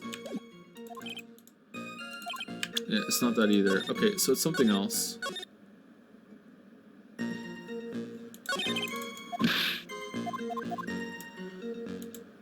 Okay, some of the physics were broken for substitute right hand is noisy person. The young man was listening to the wireless. I remember that well. And then the certain girl in question brought over to the Javachino. Little fidget. Okay, what? Like, I want more information about the wireless. Okay, so his ear being ruptured makes me question the wireless thing but that hasn't been brought up for a while.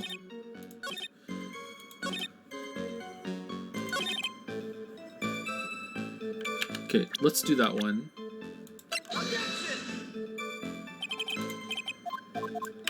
Maybe it's not that. Maybe it's his,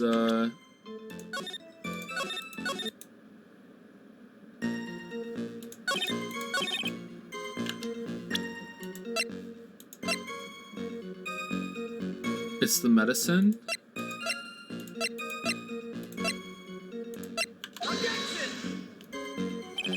Nope.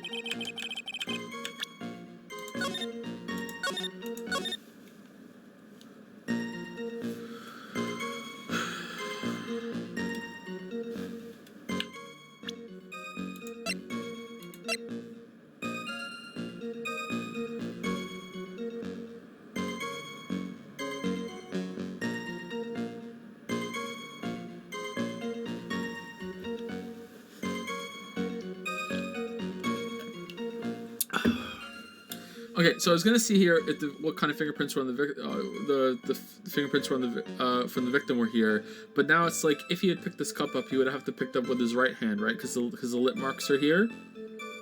But I mean, like I pick up my cup all the time without picking up by the handle, but it's this game, so it wants to turn in particular, right? Is that it?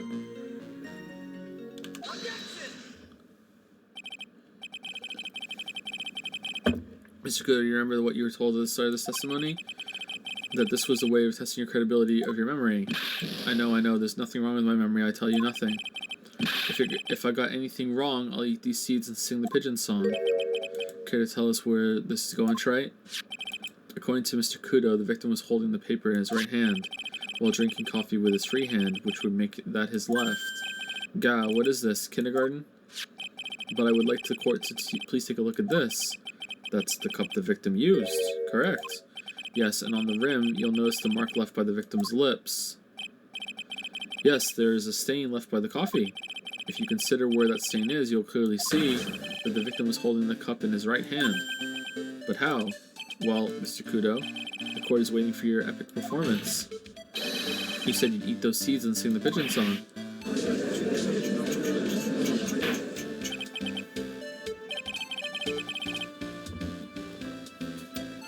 Mr. Kudo, I'm afraid this is simply not acceptable. I think the witness had better go back to the park where something. Wait.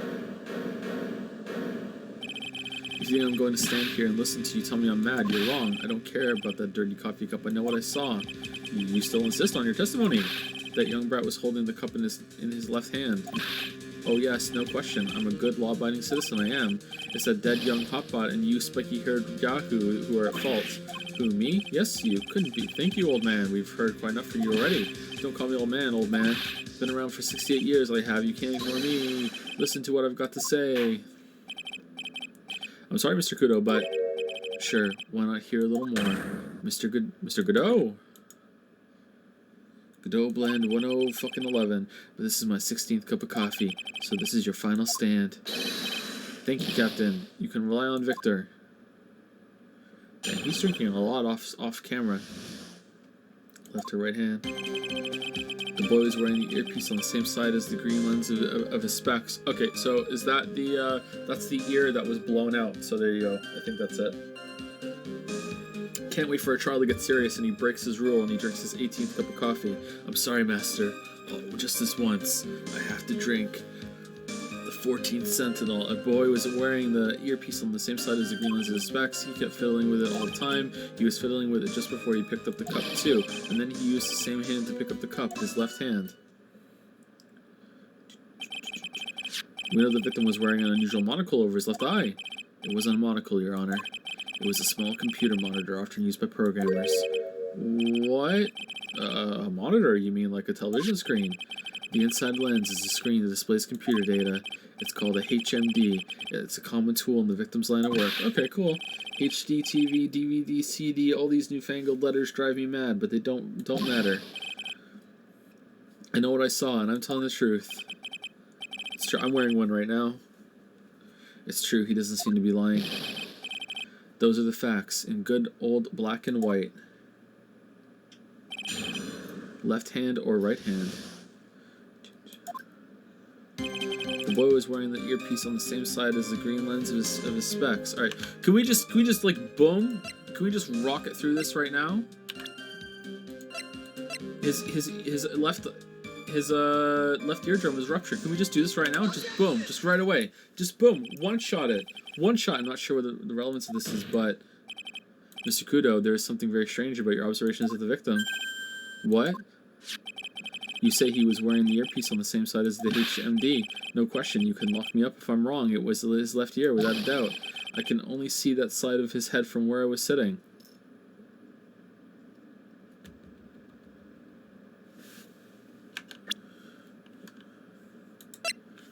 He seems really sure.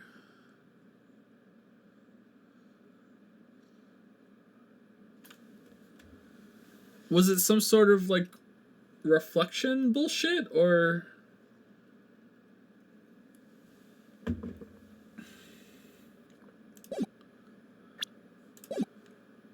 I can only see that side of his head from where I was sitting. I don't think so. What did you say? You're no doubt unaware of this fact, Mr. Kudo, but the victim couldn't hear with his left ear. His eardrum was ruptured. Eh? Traces of medication for his condition were found in his ear canal. That's right. It's impossible that the victim was wearing his earpiece in his left ear, because he couldn't even hear in that ear. Is that true, Captain? It is. Pigeon! Pretty pigeon! Is that the pigeon song? Order! Order! Order! This witness's testimony is completely unreliable. He only saw the waitress from behind, and he claims the victim was wearing an earpiece when we know his eardrum was ruptured. Well, Mr. Godot? A single drop of milk is all it takes to destroy the pure black magic in the cup. This old man is my drop of milk. Captain, are you calling me a drip? I've never tried coffee just straight black. This is the victim's coffee cup in which the potassium cyanide was found. The mark on the rim clearly shows that the victim picked it up with his right hand. I'll never back down. I know I'm right. The lad drank his cappuccino with his left hand. Let me put you out of your misery. Clearly, the victim used both hands. He took a sip with the cup held in his right hand and then switched to his left. That's what the old man saw. No, there's no mark on the other side of the cup. Impossible. The witness has already testified on numerous occasions that the victim died immediately after taking just one sip of the cup. Yeah, that too. Which hand the victim used to pick up his cup is irrelevant, Your Honor. He drank the whole thing in one sip? Or no, it's stained all over the table. That's right. Wouldn't the rest of the cup get stained then when it fell? Or no? The facts still stand. With one hand or the other, Mr. L drank the poisoned coffee. Like this. Sadly, Mr. Godot, that doesn't wash. The point of this testimony was to establish whether the witness's memory is credible. And the results are clear. The testimony given by this witness is useless. Useless. I believe it is time to conclude today's proceedings. I am satisfied that the witness is not deceived in the court, but to be frank, his testimony is a farce. Did you have to be so frank? Take that, you pompous old fogey. I'm sorry, Mr. Godot, you can't reach me from there. Ha-ha! I have invisible plexiglass between me and everyone else. Ha-ha! Your seeds can do nothing. he just sits there with his arms crossed, like, so fucking proud that he's untouchable. I'm ordering the defense and the prosecution to investigate this case further. That is all for now. This court is adjourned. Now back to the bad part. Wait. If we stop now, where does that leave me? Leave you, Mr. Kudo? Thanks to that blue-suited young upstart over there, I'm just a bumbling old man who can't even dot his T's or cross his I's now. How is your bad memory my fault? I'm sorry, Mr. Kudo, but there's nothing I can do. I've kept my mouth shut until now, but there's something else the court should know. What? There's more? To be perfectly honest, it might not be anything, but I want another chance. I want another crack at you, you young shark. Me? He's looking at me like I'm some sort of evil shogun. Well, everyone, what do you say to one final showdown? Can we ever just stop proceedings without fucking Nintendo's one last thing? The final chapter in this eccentric old man's scrapbook. Sorry, Gramps. I've already had my 17th cup of coffee. What have you got to lose, Captain? I'll give you all the Javachino you want if you come to my house after the trial. I may be 68 years old, but Victor Kudo is still a man. That's enough, witness. I believe it will be quicker for the court to just hear your testimony. You bet. Much, much quicker. I can't believe this is happening. Ha ha ha! You better get ready, youngster. I get the picture. Just quit throwing those seeds at me, would you? He's got to be using some sort of infinite ammo code for that box of seeds. I was just gonna say, like, how is he not running out? The final showdown. First of all, I want to stress that that might be nothing. I'm not too sure of myself. The young boy slumped over the table as soon as he took one sip of his Javachino. While the clumsy idiot upset the vase, he knocked it right over. It broke, and the strip of cloth covering the table got completely soaked. Well, how about that? Turn things upside down, What? Is that all? Yes, that's all. I remember it perfectly. You're doubting me again? You're doubting a poor defenseless old man? No, we are not doubting you, Mr. Kudo. Don't you get the feeling there's a question hanging on everyone's lips, Nick? Yeah, so what? Probably. That's all I can think of, and I have to cross-examine this guy. You're a bird brain, that's all you can think of. Very well, Mr. Wright. Your final cross-examination, please. I have nothing to say to him, Judge. Why would I get penalized for this bullshit? I don't care. Let's go. Okay, so this is going to be important. All right. First of all, all right.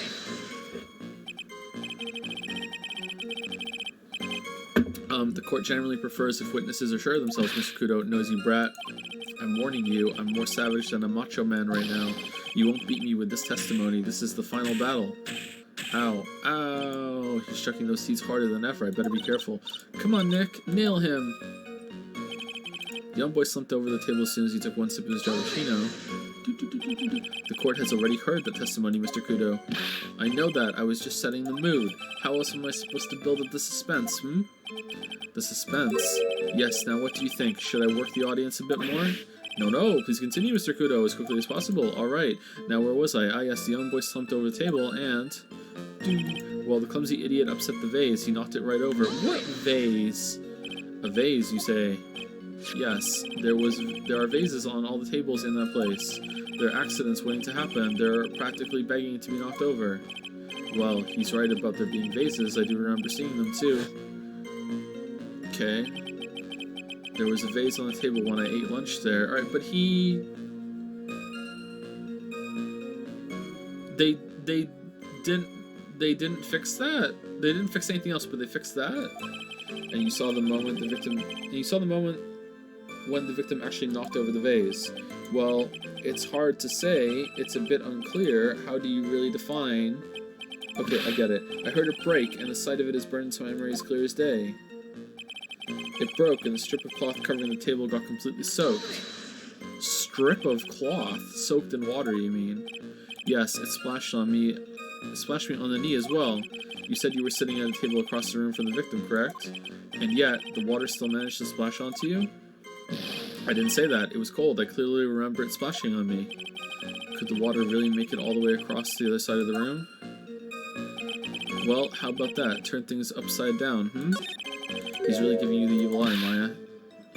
It's you he's looking at, Nick, not me. It's like he's saying, I triple dog dare you to find a contradiction, young'un. I guess I'll just have to rise to the challenge then. I mean, like...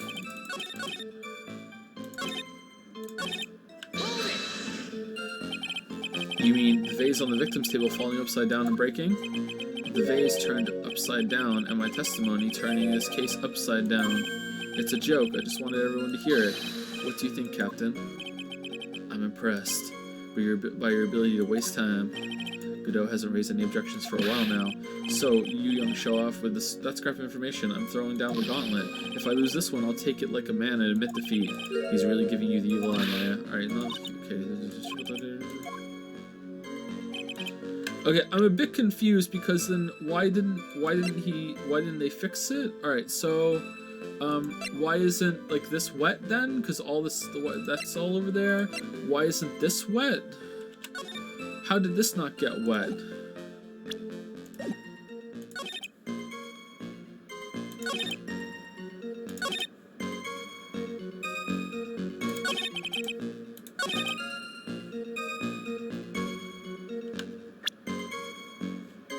I don't understand. Sorry.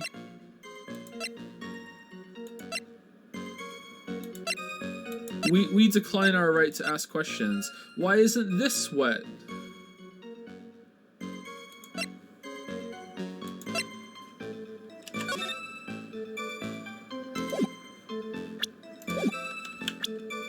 Yeah, I kind of feel like it's more how did he get wet? Is that even part of the testimony now?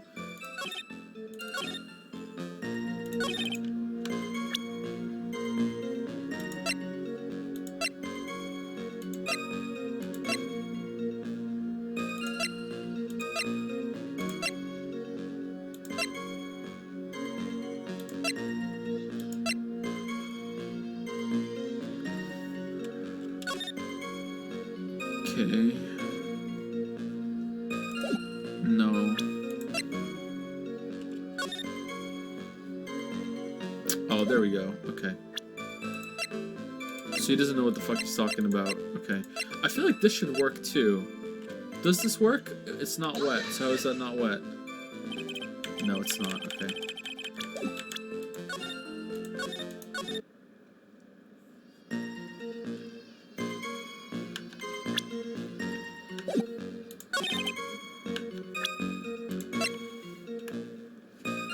What else is in this photo?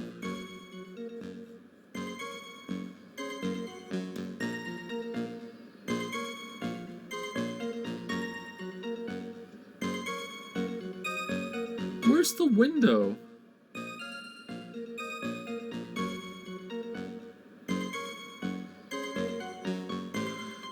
Why would he make that up? Oh no.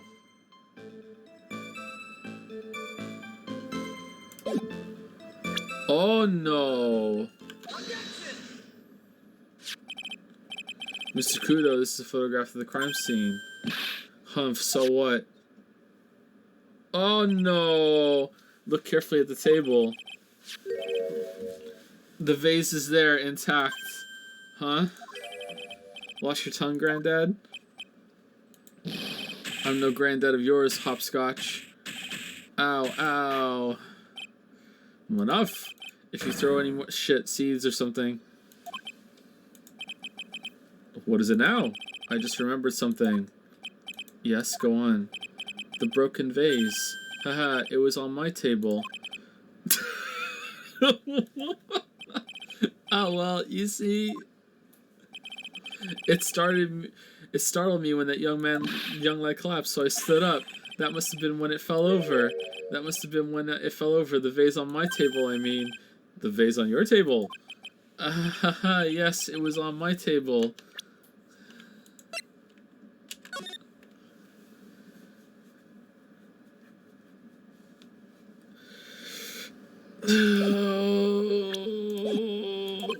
And that's how my groin came to be completely soaked.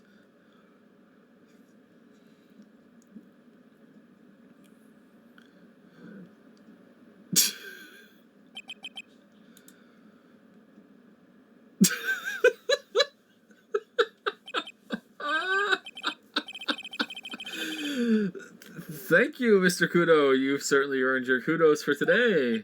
I'd like to ask a question now. Have I been a good boy? Have I been any use at all? Perhaps that's something you should reflect on yourself, Mr. Kudo.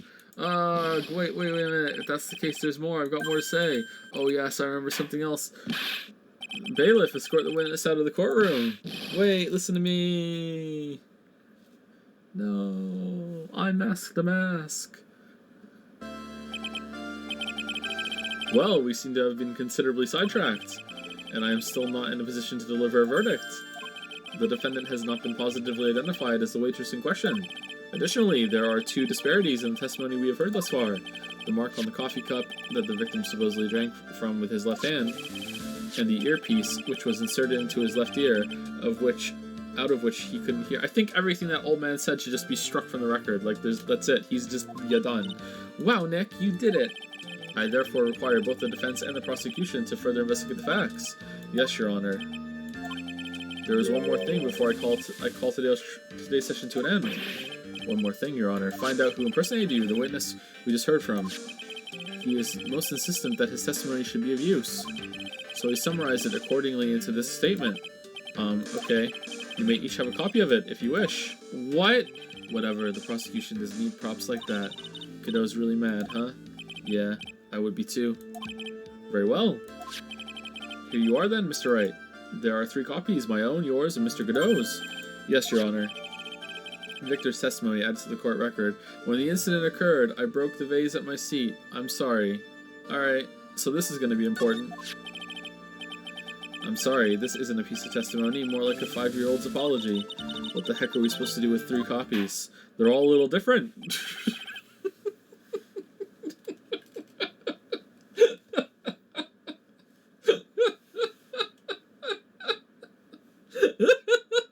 That's all this court is.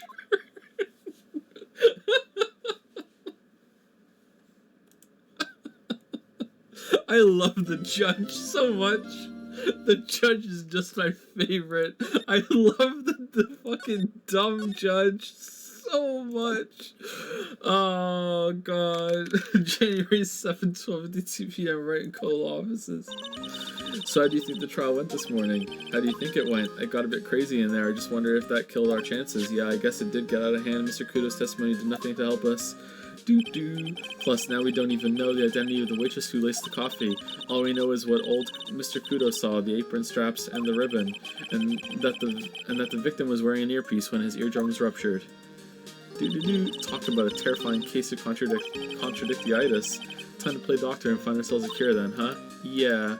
We gotta find one for Maggie, or she's going to have a terminal case of guilty. Alright, hold on. I have to go. Jamie 7 detected. Okay, I guess Maggie's still in questioning, but good, but we still got questions to ask her too. Maggie, keep it down, Maya. This isn't a playground, you know. I wanna go. I have to check the window. January 7 Tribune. Empty as usual. Yeah, and it's lunchtime too. That's it. Come on. Hey, that sounds like. Now I just call an 8. Now I just call an 8, pal. Come on. I know you can. Now I just call an 8. He's getting really worked up about something. No, that's the wrong number. Arg, looks like an 8 would have only netted me $5 anyway. What a ripoff. What's the problem, Detective Gumshoe? Huh? Oh, it's you. I was just listening to the radio, pal. to the radio. Hey, Detective Gumshoe's having lunch here. He is, and he's having the twin tea set. What can I say?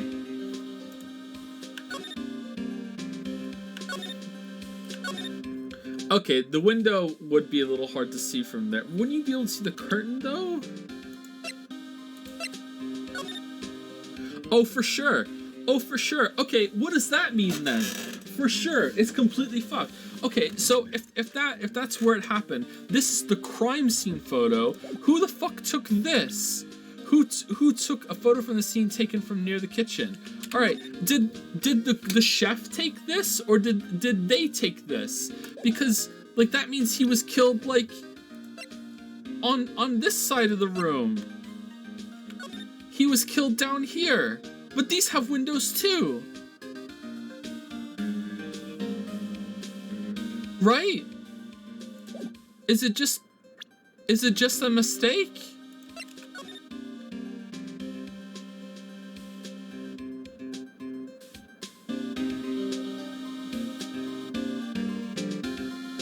What was it even in here? Was it all made up?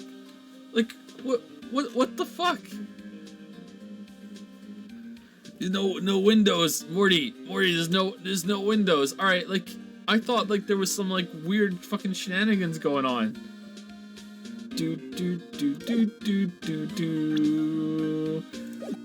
Like my idea from when I realized that there was no window in the trial was that he was actually killed over here, and then they took photos and shit, and then fucking like chef was like, you know what, this is bad for business, let's move the crime scene over here, hope no one asks. There you go, they can investigate if they ever come back, because these are the good tables, this is the good side of the restaurant, this is the good side. What the fuck is going on over here? Whoa.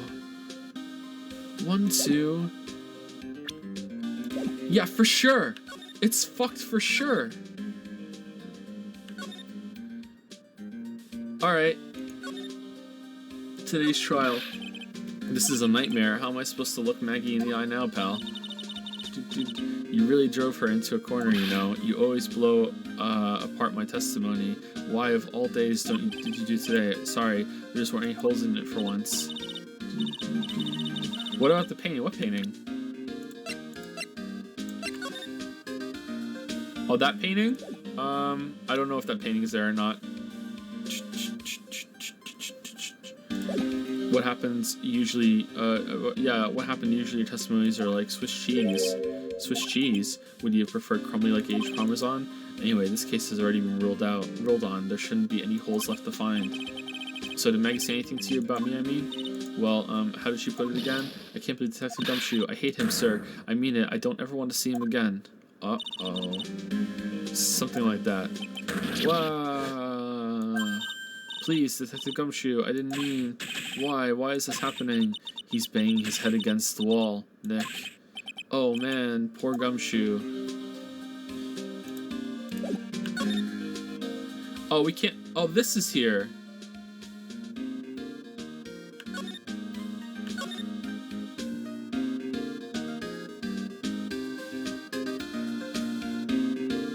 Oh, for fuck's sake.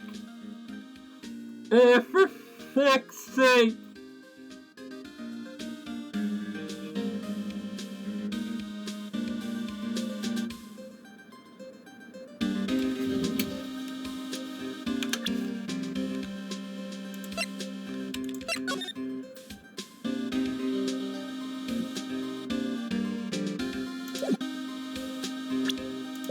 But you should still be able to see the window, right? Or like 1, 2, is that panel there?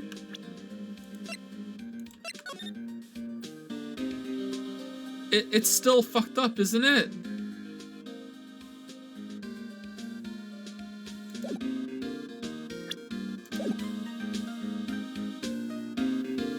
Two roses thing over there. I guess it doesn't have to match exactly. That could kind of be the corner maybe from that mistake.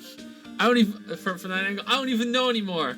I don't even fucking know anymore. I don't even know anymore. I don't know anymore.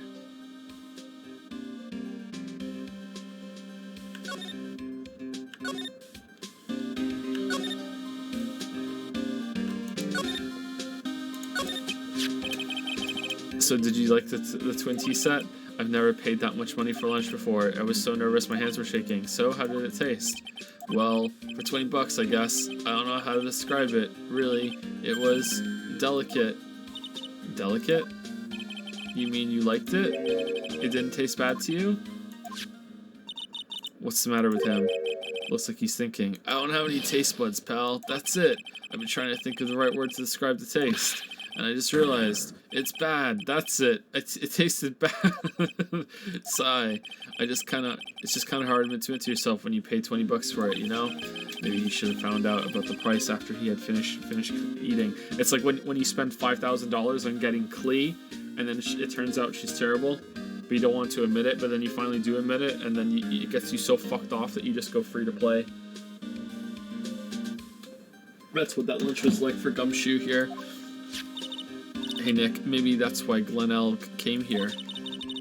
Maybe he heard about the super fierce twin tea set. If by fierce you mean fearsome, speaking of Glen Elg, that reminds me. We still hardly know anything about the guy. Klea's top tier DPS. So I don't have her. It's just a meme video. Some big Genshin player like spent like $5,000 or $2,000 getting Klee and all the constellations for Klee, and was like it's like someone probably has the image somewhere, and it's like Klee's gonna be great, and then the second video is like I spent $2,000 on Klee, and then the third video is Klee fucking sucks. It's fucking great. Why don't we ask Detective Gumshoe what he knows, seeing as he's here? So what were you all excited about earlier? Huh? That's right. You said you were listening to the radio or something. Oh, that was nothing. I wasn't excited. Come on, Detective Gumshoe. You can tell little old me what you're listening to. Nothing really. It was just the daily exercise show. No. Oh, one lock. Okay. What the? A psyche lock. Ha ha ha. This lunch special's lobster sure is great. Then why are there tears in your eyes? I spent all my money on lottery tickets, pal. Can we just do it right now?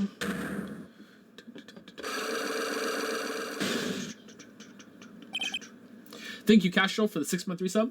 I think I said thank you to you already, Castro, but there you go. You get another thank you, just in case. Thank you, Kuze the Yozoka, for the bits. Thank you, Kuze. And thank you, Velp13, for the 2-month resub. Thank you, Velp. And we're about to take break. I think my phone's going to start vibrating any second or any minute, but we'll keep going until it happens. Alright, Seth Gumshoe, tell me the truth. What were you listening to? No way, pal. Now you've made a big thing out of it. I'm not going to tell you. We'll see about that, pal. Considering all the noise you were making while you were listening, it's pretty clear what kind of radio program it was. I'd say it was related to the lottery. I'm right, aren't I? You were listening to the lottery results, weren't you? You thought you'd try to win big just like Glen Elg did. It's like you can see right through me. Damn, that was easy, huh? I've cracked them already? See, pal? That's why I said it was nothing.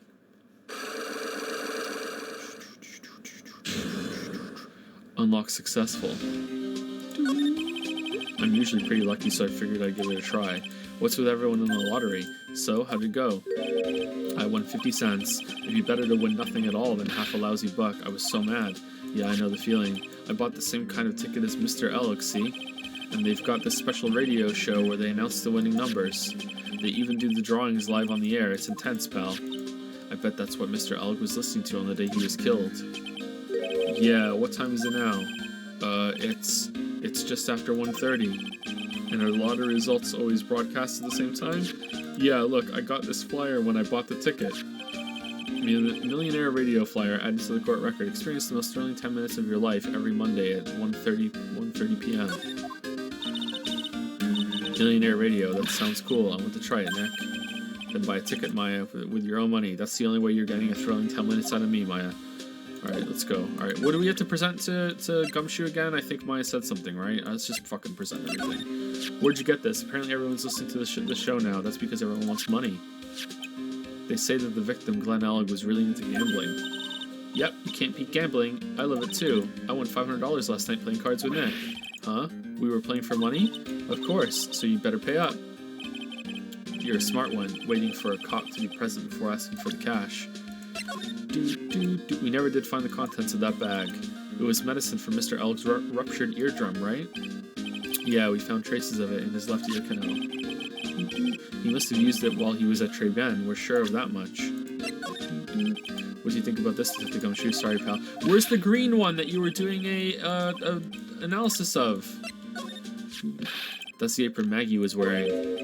Yeah, it still smells like her too. And ketchup. Does this mean Maggie smells like ketchup? Yeah. Yep. A one-way ticket to happiness, huh? Glenn died because of this ticket. Yeah, but it's still a one-way ticket to happiness, pal. And Maggie was found guilty of murder because of it too. Yeah, I was just hanging out when I heard someone win the lottery. So I whipped out my trusty bottle of fucking potassium cyanide and got in his coffee so I could steal his ticket. I just carry it around just in case I need it. That's what was happening. Anyway, thank you Cubed Hexagon for the new sub. Welcome. And thank you Gilligan Pants for this 3-month resub as well. Thank you. I'm gonna go take a break. I'll be back in 5 to 10 minutes. I highly suggest that you do so as well. It's not very good for you to stay seated for more than 2 hours. That's why there's an alarm now, because it's really bad for you. Go ahead and walk around. I'll see you soon.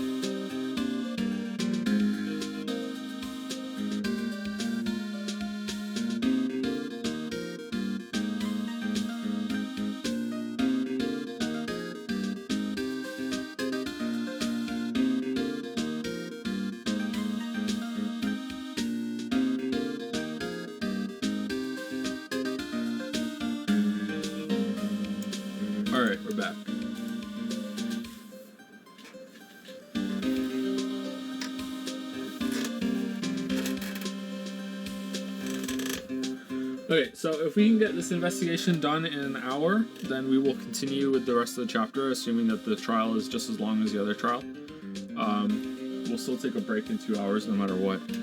If it takes longer than an hour to get through this investigation, then I guess we're going to be calling it early and we'll just continue on Tuesday.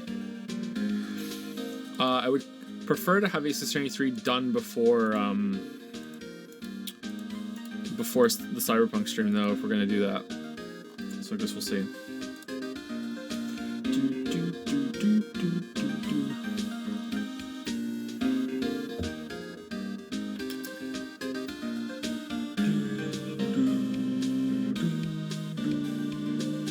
Thank you, Princess She or Princess Shy, for the 26-month resub. Thank you very much. Maggie was found guilty of murder because of it too. Okay. Let's see if we can get through this fairly quickly. Looks like anything about Maggie is an instant conversation stopper. Yeah, he's got a real soft spot for her, and it obviously hurts when you hit it. Good thing about this thing's gonna shoot nothing. Okay. This thing's gonna shoot. Alright, who took the crime photo?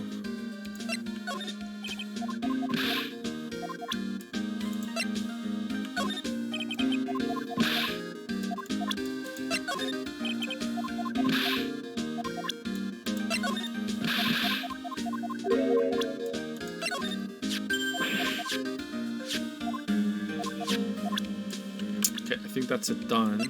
Alright, so let's go to the kitchen. Huh? Mr. Armstrong's talking to someone. I'll be back next month. Oui, naturalmente. We'll be waiting for you. Alright, not creepy at all. If you haven't got it by then, I'm afraid it might get a little hot around here. No, I will have everything ready, I promise. Yeah, crazy fire starter for sure. I love fire, you know. Yep, there we go. I love the way it crackles. He. No, stop it, I beg you. Then don't let me down. I'll be watching you in my swimsuit. Mas non, this is not necessary. You can trust me, mademoiselle. Talk to anyone and I'll drive a knife right through your heart. Oh man, she's just getting better and better. Oh no, you don't have to worry. You know, you worry far too much. Maybe this will help you relax. It is the oil of sandalwood. Sure. I do love raw meat from time to time. He.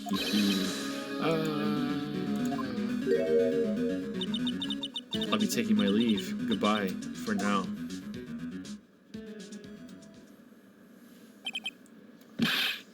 Ugh, I have the shivers. I must rub some of my oil all over my body before I become a nervous wreck. There, oh, oui, that feels good. Erg, oh la la, ooh la la, excuse-moi, monsieur. My eyes. Your eyes, if you have trouble with your eyes, you need this, la oil of sandalwood. Isn't this just leftovers of what you were just using? You don't exactly have many customers, do you, Mr. Armstrong? No, you are right, monsieur. But perhaps that is the perfect time for you to visit me, no? That way I can give you my undivided attention and cook for you la dish supreme. Putting on a brave face, huh? That's what girls do, Nick. But you are right, business is very difficult these days. Perhaps the name is the problem. People do not understand it. They think it is tray. I just wanted people to think that my restaurant was exclusive, but they think you just serve fast food on cheap plastic trays. Nick, that's the kind of thing that can make a girl cry. Have you forgotten that Mr. Armstrong is a man, Maya? If you make a girl cry, but this restaurant is my life, it is everything to me. I will defend it to la finale. No one will take it from me. The woman just now. So who's that woman you were just talking to? Oh la la, you saw that. Well, yes, sorry. So, who was she? She looked so polite and graceful. Polite, graceful. And she likes raw meat and fires, right? I mean, those two don't go together, don't they? Raw meat and fires. I'll be back next month. We natural men. I'll be waiting for you. Yeah, we just saw that. We don't know. I guess you could go somewhere else before you and then come here. Hey, Maya, I think it's pretty clear what kind of conversation they were having. You think so? Well, then let's show him that piece of evidence and see what happens.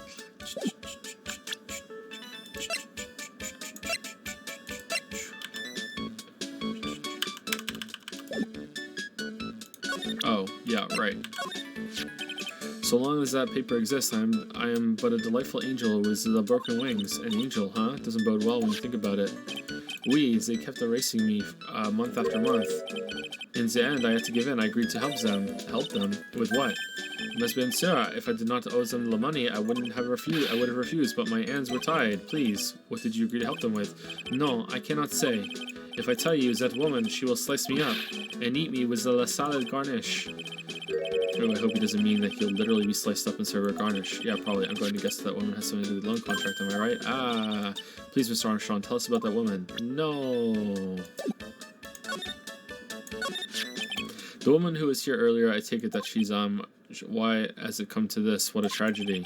Suddenly I find myself so deep in la debt, it is a sign of la bad world we live in, huh? No, I'd say it's more of a sign of a bad culinary skills. So the woman who was here, got him, is a scary woman. She is from the loan office. Loan office, is that where you borrowed $500,000 from? Oui, tender lender it is called.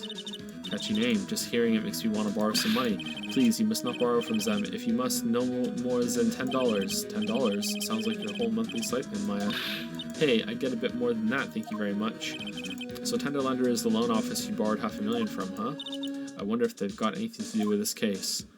Tender lender, where is it? Let's go. I'm a weak woman. When I am upset, I have to buy something nice to cheer me up.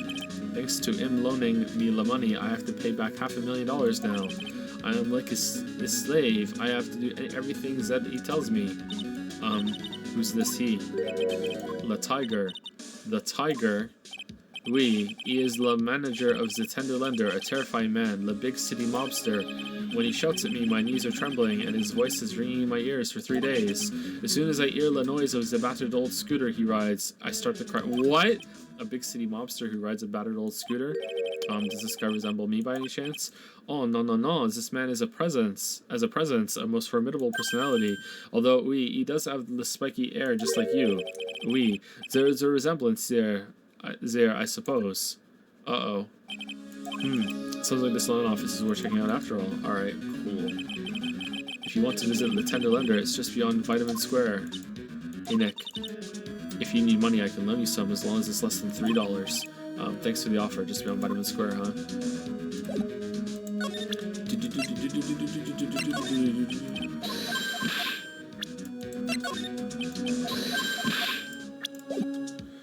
Just while we're here, just to get them out of the way.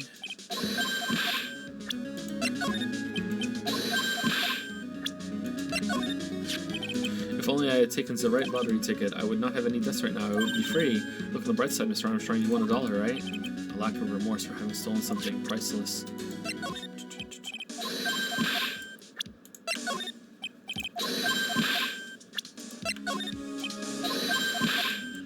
Okay, and I think that is everything. Alright. Oh wait, what about the broken vase? Yeah. It's true, my vases are broken all the time. I bought a new one the next day after the accident, but they wouldn't let me put it on the table because of the investigation. I mean, but it's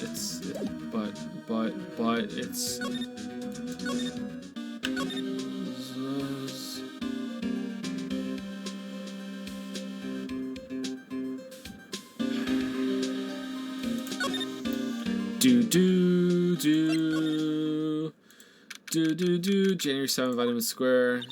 I don't see any sign of Mr. Kudo, do you? Maybe he went to buy another ton of bird seeds. I was kind of hoping he wouldn't be here anyway, at least not for now. Besides, any more seeds today and I'm liable to turn into a real phoenix. Got him! Hey, check this out. I wouldn't get too close to that if I were you, otherwise you might be in for a shock. My phony must be lurking someplace nearby. Just imagine a tiger loose in the city. Meanwhile, the real phoenix is like an abandoned chick lost in a vast urban jungle, huh? Don't worry, someday you'll grow up and become a ferocious tiger too. Don't lose hope. Why is she trying to pep talk me into becoming my phony?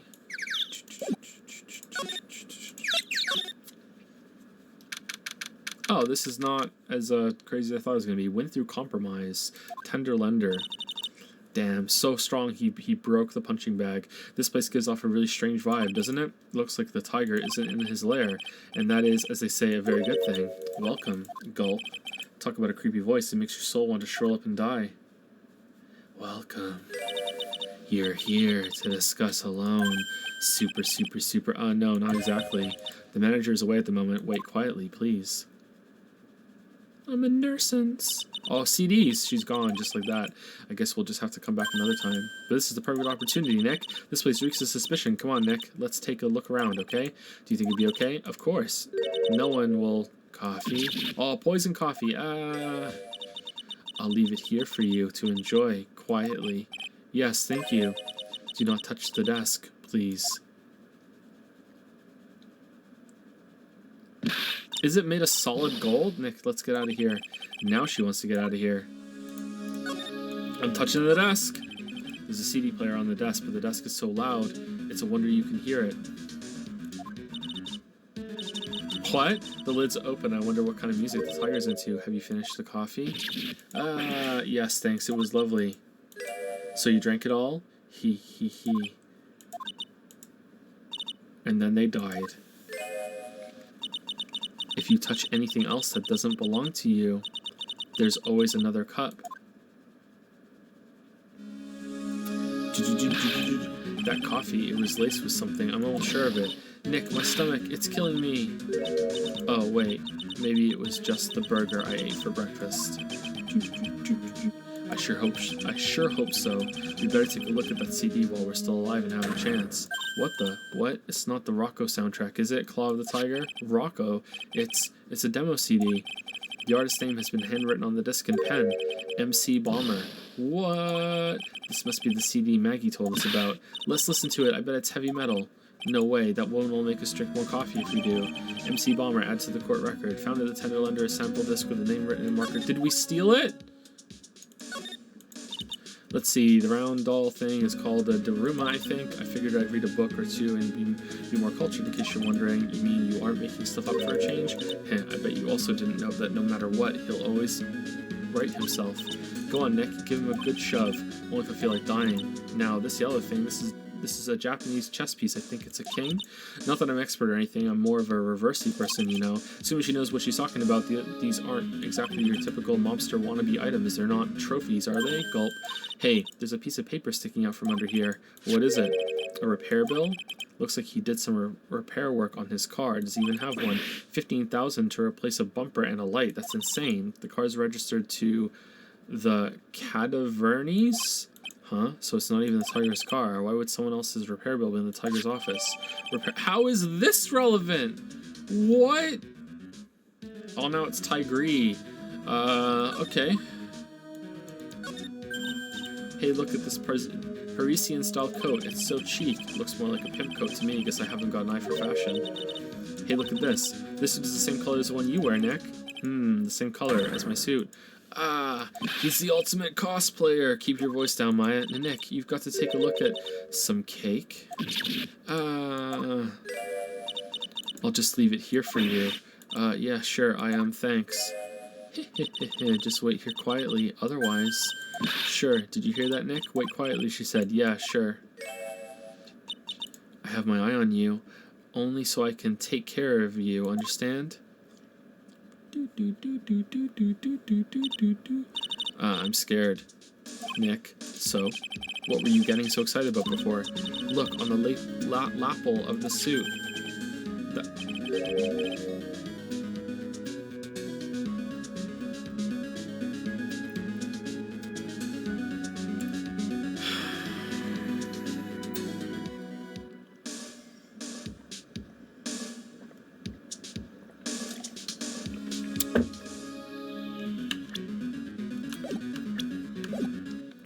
It's not even close. It's not even close. My God. My God. Is the tiger a lawyer? No way. Look at this thing. It's made of paper. That's all it took to get into the...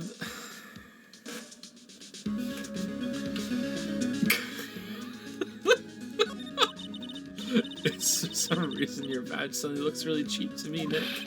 Why does anyone recognize an obviously fake badge when they see one? Is he gonna come in and Maya's gonna be confused who's who? Went through compromise. I wonder what that's supposed to mean. It must mean something if they took the trouble to frame it like that. Yeah, well, it still doesn't make any sense to me.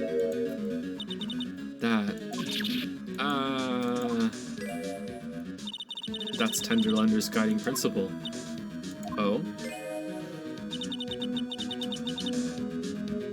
Compromise the customer to win.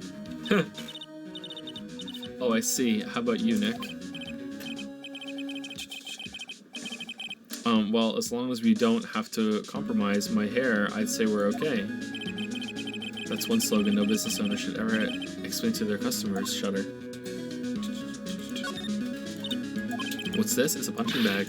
What? No way. You wouldn't catch me walking around with a bag like that.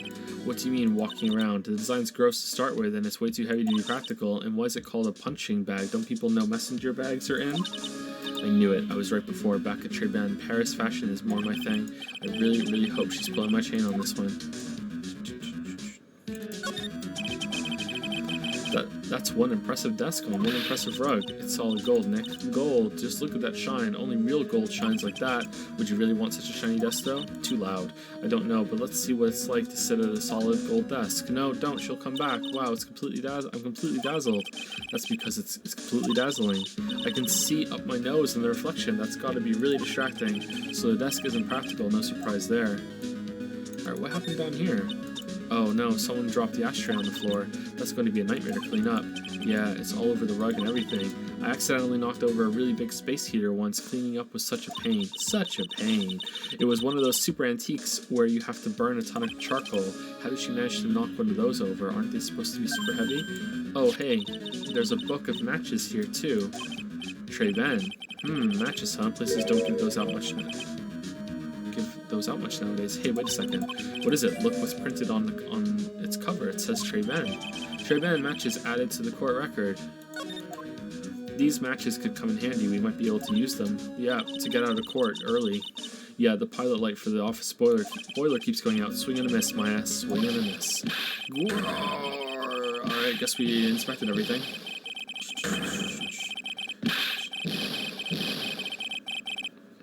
Yeah, well, I'm having fun. Come out from under the desk, Maya. What are you two snooping around in my office for? Kiru, nothing, we were just... my precious carpet, you've got ash on my rug. You gonna wish your ugly feet never came through my door.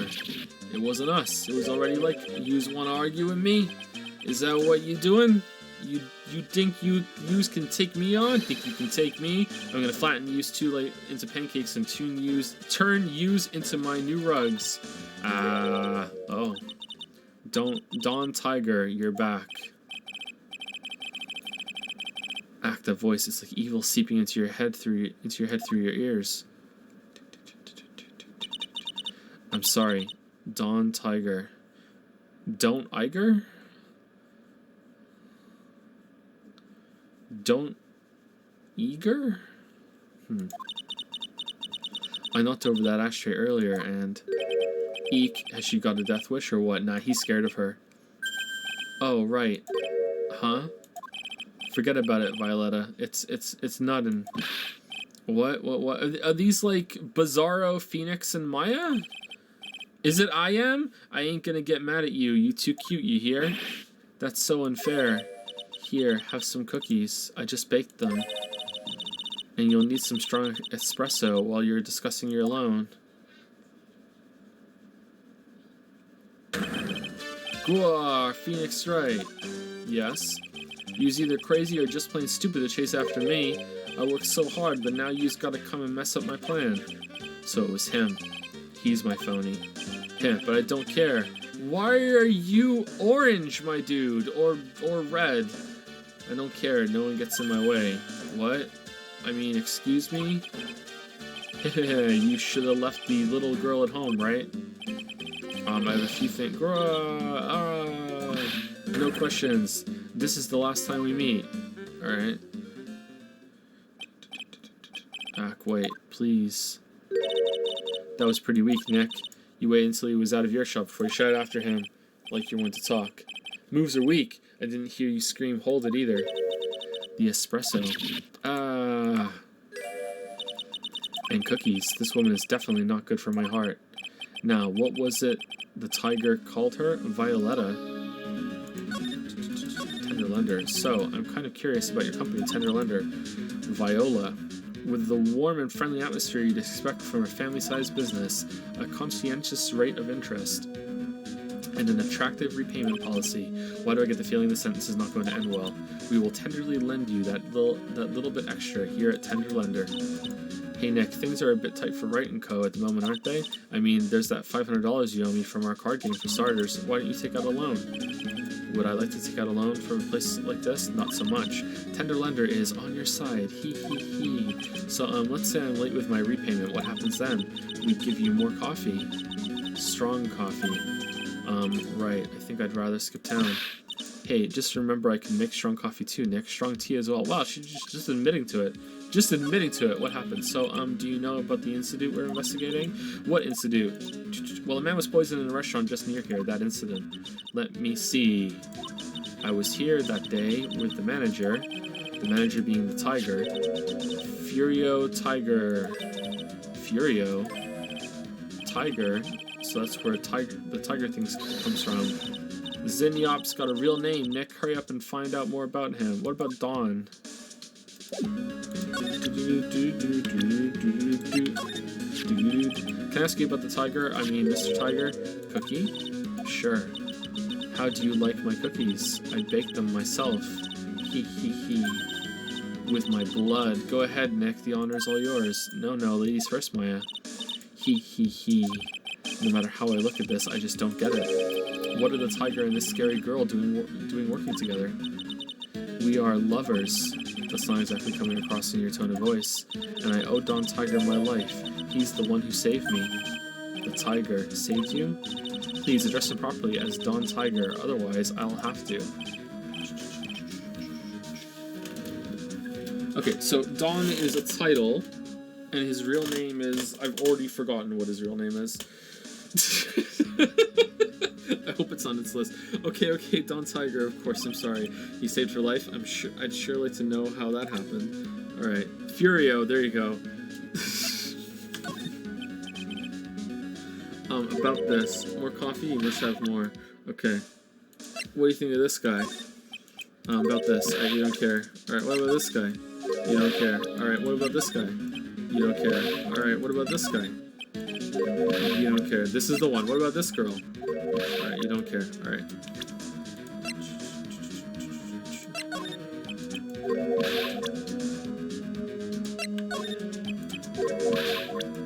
Wow, she doesn't care about anything.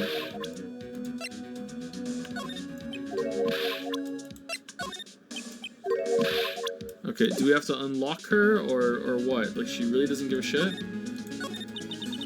I'm very frail, you see. Just recently, I died. Once. Hee hee. You died? About 4 months ago. The doctor said to abandon all hope. Oh, the music! I came back different from the other side. I guess they were expecting her to take a boat ride across the River Styx. But Don Tiger, he saved me. He gave up everything. Everything? Wait, his name's Don and he's orange? When I found out what he had done for me, I was happy. No offense, but I'm finding that a little hard to believe. I decided I'd pay him back with my life by serving him coffee and an espresso. I still wonder about what's in her coffee. So, is that why you got that bandage around your head? Hee hee hee. This? It's decorative, the head bandage. So what's the story with the bandage? They put it on after the operation. It's just a little injury. A little fatal injury. Hee hee hee. A fatal injury? Maya just suffered one herself by the sound of it. So that's the injury you were talking about before when you said you had died once? Oh.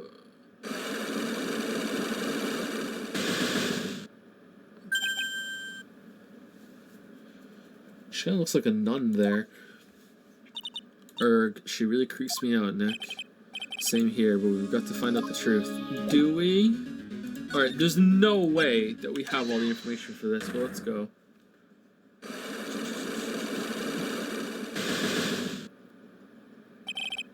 The head bandage. You said that bandage around your head was from an operation. You also said you suffered a fatal injury to the head, correct? Yes, the operation was very difficult apparently. Now, by fatal injury, you mean you were hurt very badly somehow, right? Hee hee. The injury in question has something to do with this? The bike is injured, right?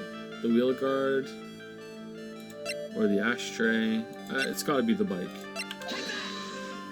Well, donuts? Huh? I baked them myself, homemade donuts. Have one. What's inside? Jam and... I'm sorry, but I didn't quite catch that. Hee hee. Thanks for nothing. Okay, so no, it wasn't anything to do with that. Okay.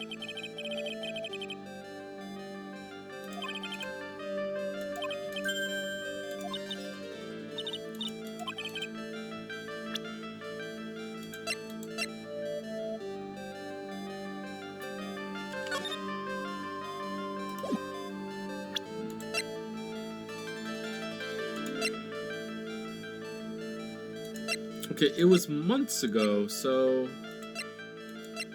I don't think I have it.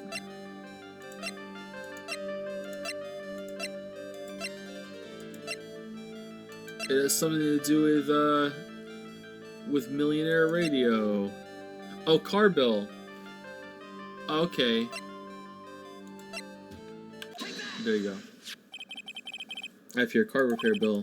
From this, it seems pretty obvious that this car was involved in an accident. Let me see that. This bill is made out to the Cadaverenis. Yes, it is. I don't think I ever introduced myself. Tell me, what do the Cadaverenis have to do with me? Fucking hell. Viola Cadaverini? Something tells me she's not about to say hi and introduce herself. Alright then. Your relationship with the Cadaverenis is very strong, and this is why.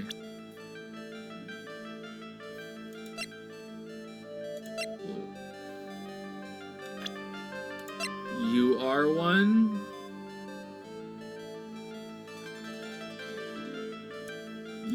Your family? How do I say that by presenting evidence?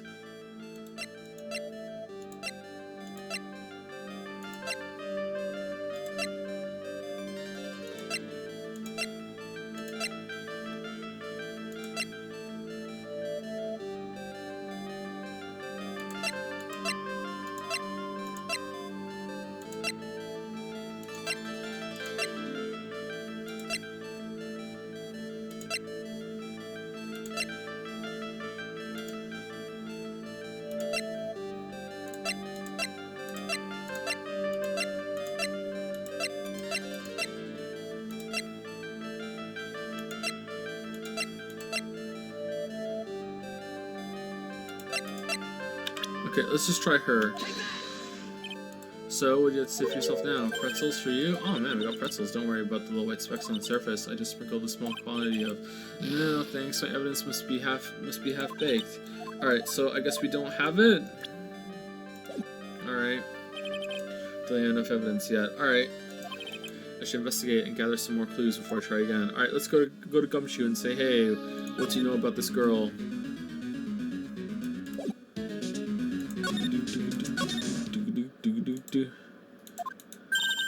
There he is, old CD's back feeding the pigeons again. There, take this and get out of my park. Like I thought, he's really mad. Come on, Maya, just keep your head down and let's sneak away while we still can. What? Why? Hello, old man. What are you doing, Maya? Huh? Ka. Hey, he just turned his back on us. I'm not surprised. I bet I really hurt his pride in court this morning. Hey, Mr. Kudo. The pigeon. Ka. Look, we really need to talk to you, alright? Out with the demons. I'm with good fortune. Ow, ow, ow. Seeds. Shell splinters. Painful. I always knew you were a demon, Maya. Today's trial.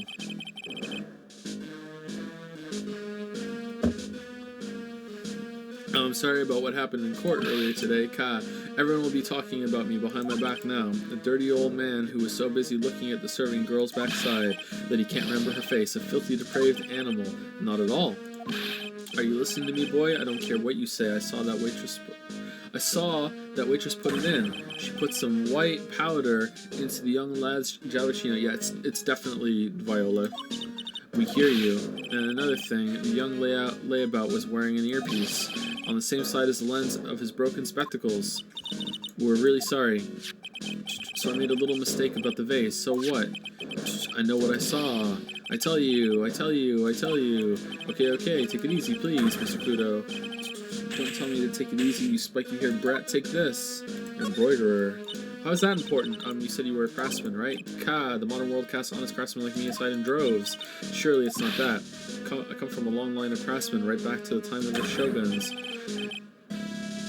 Was that a typo? Did it say shoguns? Never mind. Do you hear me? I didn't become an embroiderer. I was born one. Actually, I'm kind of in the same situation myself. I wanted to stick my fingers up that dribbling old judge's nose and scream right down his ear hole, objection. Yep. Yeah, that's how it goes. Oh, so did you want to become a lawyer when you were young? I don't think that's quite it, Maya. I think he's just in a bad mood, that's all. I got a tsunami of frustration inside and it's ready to burst out. If we let him start rambling now, we might never shut him up. What should I do? Cut in. Suck it up. Suck it up! Guess I better let him talk. So, there's not much call for craftsmen these days, then. Of course not, you idiot. All I'm good for nowadays is running errands. Errands? Everyone takes advantage of the elderly. Buy some bread, Gramps. Take the dog for a walk, Granddad. Feed the pigeons, old man. What am I, some sort of 2-bit community handyman? Well, buy some bread, now that I can understand. But what's the point of feeding some seedy pigeons? Why don't people say what they mean? Get lost, that's what they're trying to say. Oh yes, I'm just an inconvenience, you see. At home, at that restaurant, I just get in the way, don't I? I'm sure you don't. Wait a minute. What did you just say? At home and at that restaurant? Hold up. By restaurant, are you talking about Tribulations? Did you get asked to run an errand there too? Yes, I did. The very day that young brat was poisoned. What? What was the errand? So on the day of the incident, what were you asked to do? Glad you asked, boy, because I'll tell you what I was asked to do. I was told to fetch a clock called the Thinker. All of a sudden, that young lad slumped over the table. The serving girl collapsed. And I broke that vase. It all happened so fast, I was in a bit of a daze, you see? Then the owner shouted over to me, "Excuse moi, you, call the police." Call them yourself, I should have said back, but I didn't think of it at the time. So did you end up calling the police? Like I said, I was in a bit of a daze. Did you call them on your cell phone? Do I look like I'd have one of those newfangled thingamajigs? I went out looking for a payphone, of course. You went looking for one? I couldn't find one right away, you know? Wandered around for 5 minutes or so. 5 minutes? So for 5 minutes after the incident happened, yes sirree, the owner was at Tribulations on his own. Why didn't you mention this in court this morning? Well, I thought we already knew that. Well, I would have if you'd given me the chance. We knew that for sure, didn't we? But you all bullied me out of the courtroom. So I thank you, Mr. Kudo. You certainly earned your kudos for today. Wait a minute. If that's the case, there's more. I've got more to say. Oh yes, I remember something else. It's not my fault. You're the ones to blame. You could have at least told us before we got to court. Is it really that important that Mr. Kudo was the one who called the police? Yes. What's important is the uncounted time before the police arrived. The victim was dead, and Maggie was unconscious, which leaves that man, alone in the restaurant. Mr. Kudo might have been chased out of the place on purpose. What do you mean? Maybe a certain someone didn't want him in the restaurant. Oh sure, you go ahead and say I was in the way as usual. I suppose I should have been getting myself covered in pigeon poop instead, We need to get more details about what exactly happened from Maggie and from Mr. Armstrong. Alright. Hey, do you know anything about her? What about this guy? No.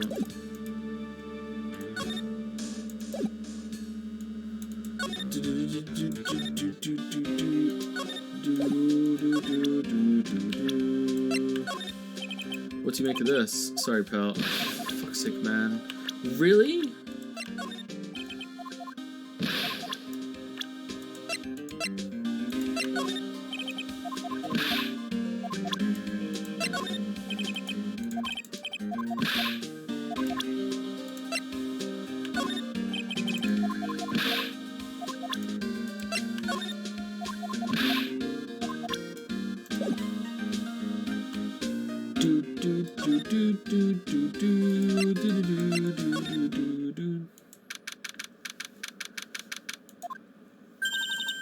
Looks like Mr. Armstrong is out again, but the place is open for business. You can't have an open restaurant without a chef. Hey, it's not my fault, Nick. Don't take it out on me. Only a couple of minutes after the incident happened, Mr. Kudo left the scene, leaving Mr. Armstrong here alone. Arg, missing when we need to talk to him the most. Maybe he's trying to avoid us on purpose. That could be it, yeah. Okay, I don't think we need to inspect anything around here. Let's inspect this, just in case. Now this is one large mirror. No, that's the same thing. Okay. Huh? That's it? Yep, that's a poem for you. Okay. I think that we're going to the detention center. I've never been more wrong. Alright, let's go to criminal affairs and look Viola up. Well, I officially lost that's where to start. Yeah, me too. Let's try some brainstorming. You go first. I guess we just try to put Mr. Kudo Sesame into some sort of use. Yeah, that's true. And we need to figure out the identity of the waitress and who the victim really was. Somehow I think the key to this case has got to be a Tribune. Well, then let's go back there and check it out again. Oh, and we should drop in on Maggie and see how she's doing too. Alright, any ideas? So, anything on your mind? Actually, there is something. I was wondering about Zin Eop, you know, like what he's like and stuff. Okay, so we should have did this earlier, so we skipped this, so yeah, that's it. Oh yeah, I almost forgot about that guy. I had to beat you so hard it'll feel like you were smooching the express train. Phoenix Wright. You saying you Phoenix Wright? Because I'm Phoenix Wright, the one and only. Actually, I've learned a little something about my doppelganger, huh? You did? What did you find out? Oh yeah, Maya was working at the restaurant when I ran into Don Fu whatever. Let's just say he was such a terrible version of me that I wanted to sue for defamation. What's that guy's story anyway? What does he have to gain by impersonating me?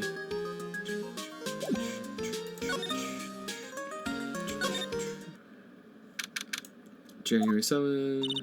Looks like Gumshoe's not here. Never mind that. What's going on? It feels different in here somehow, you think? Yeah, everyone seems to be on edge. What are you doing? Calling officers for the briefing. Quick. Keaton shut down the station server. Chief, quit playing on the internet. But my email pen pal... Leet Asian Princess? Save it for later. I'm turning it off now. No... Everyone's keeping busy in here, huh? Keeping busy. More like some... I just skipped over that, sorry. Something's going on, something big.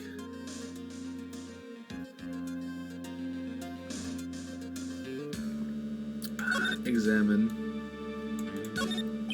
This must be the chief of detectives here. He looks lost now that the power to his computer has been cut. Oh well, I guess I'll just have to write her a real letter instead of an email. Alternatively, you could write up some reports. Just a suggestion. Dear Leet Asian Princess, how are you? I'm okay. How was the show last night? Wow, what an awesome job. Maybe I should send in my resume and become chief. That must be one of the detectives. He's mumbling something to himself. Even pickpockets can have their pockets picked.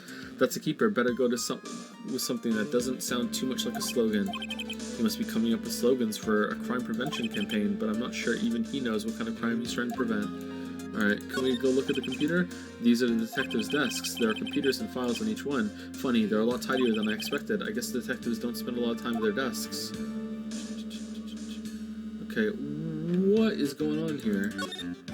Poster of a female police officer. Wait, no, that's the latest. Babes in Uniform calendar, my bad. Alright, that's still a thing.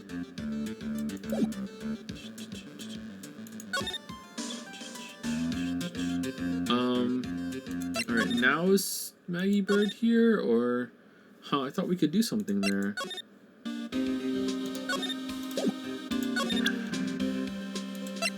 Did I present all the new stuff to Gumshoe? I did, right?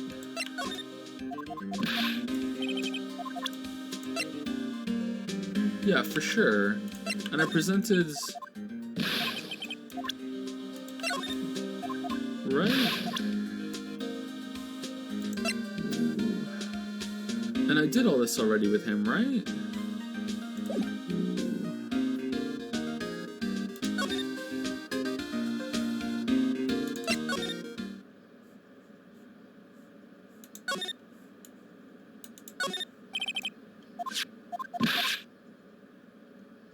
I didn't? Oh, is there something I'm supposed to present to him?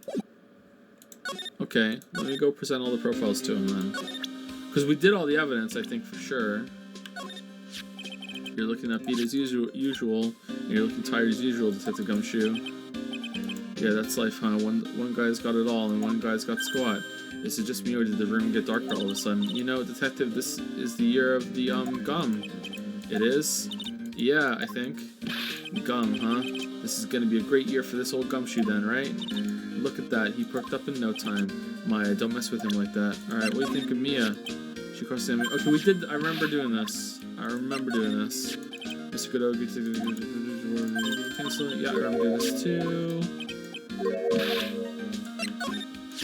Maggie's probably crying all alone right now, huh? Yeah, thanks to you. Arg, I'm sorry, I'm so sorry. Maya, don't torch poor Gumshoe's feelings like they're cups of cheap creme brulee. You're really crazy about Maggie, aren't you? No, I'm not. It's not that you don't have to hide it, Gumshoe, it's pretty obvious. Yeah, you're way too plain looking for Maggie, right? I'd arrest you right now if you weren't so right. Okay? This guy was a real programming genius. They called him the walking computer at the place where he worked. What happens when he crashes through? I don't remember seeing this. What they said about Markiplier, I'm not sure. What happens when he crashes though? Does he just stop moving all of a sudden? Groan. He wasn't literally a computer, Maya. Anyway, there's nothing between Maggie and the victim. Yeah, that's what we found out yesterday too. Hey, Detective Gumshoe, don't you have any information that's a bit more fun? Fun? Oh, I know. So, have you paid a visit to where Mr. L worked yet? You might as well. Shit. His workplace, where's that? A computer firm called Blue Screens Inc. or something like that. Oh, I remember that. Sounds like a real stable company. This could be fun. Nick, let's go. Computers aren't really my thing. Another character? We'll be fine. I know all about that high-tech stuff. I wonder about that or something. It's just around the corner from this joint. You should take a look. Convenient. A computer firm called Blue Screens Inc., huh? Well, I'm gonna head back to the precinct now. We've got a big meeting starting in a bit. About Maggie's case, you mean? No, that's pretty much wrapped up now. There's another big case going down at the moment, so she's been pushed aside. Okay, we'll see you later then. In our swimsuits. Bye. Alright. Oh, the investigation, like, this seems a bit better than the other one, but man, the investigations still drag. You better get going, Detective, or you'll be late. Actually, I kind of got a favor to ask. It's a big one. Can I have some cab fare or whatever? Favor? Yeah. It's for, Maggie, actually. I was kind of hoping you'd give this to her for me. This is just a bunch of rice and hot dogs? What is it? It's a lunchbox. I got up early so I could make it. Here's your lunchbox, Maggie. It's fucking 30 hot dogs. And, like, if that's a hot dog, then, like, that's just so much rice. And enough rice to feed 5 families. It's a lunchbox. I've been real worried about her. She looked like she'd lost a lot of weight. Detective Gumshoe. How many weenies are in here? There's not a person on earth who could down this much meat. You think? I love weenies. I can't get enough of their tender juiciness.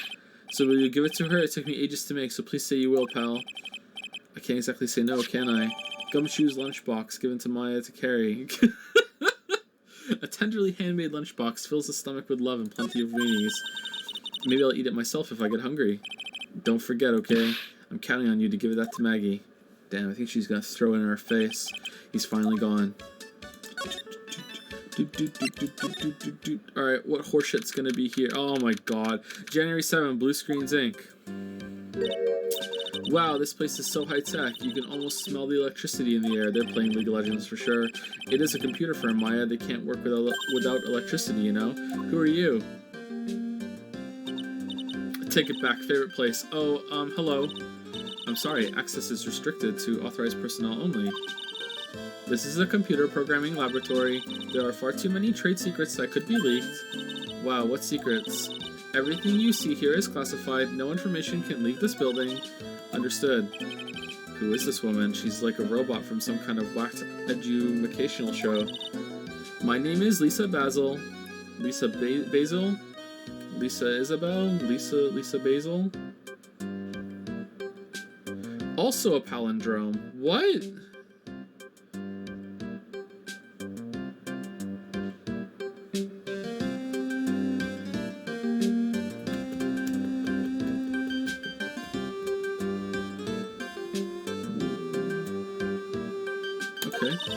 I'm the company director. She's human? She seems more like a ghost in a shell. And that thing over her eye, isn't that the same device as Glen Elg's? That's a DMH, right? Nice try, but it's the other way around, Maya. It's a HMD. All of my programmers here at Blue Screens Inc. are supplied with HMDs. Then do you write programs too? No, I just enjoy wearing this and also killing people when I sneak into restaurants to poison their coffee. They are pretty cool. I wouldn't mind one. You can't have one.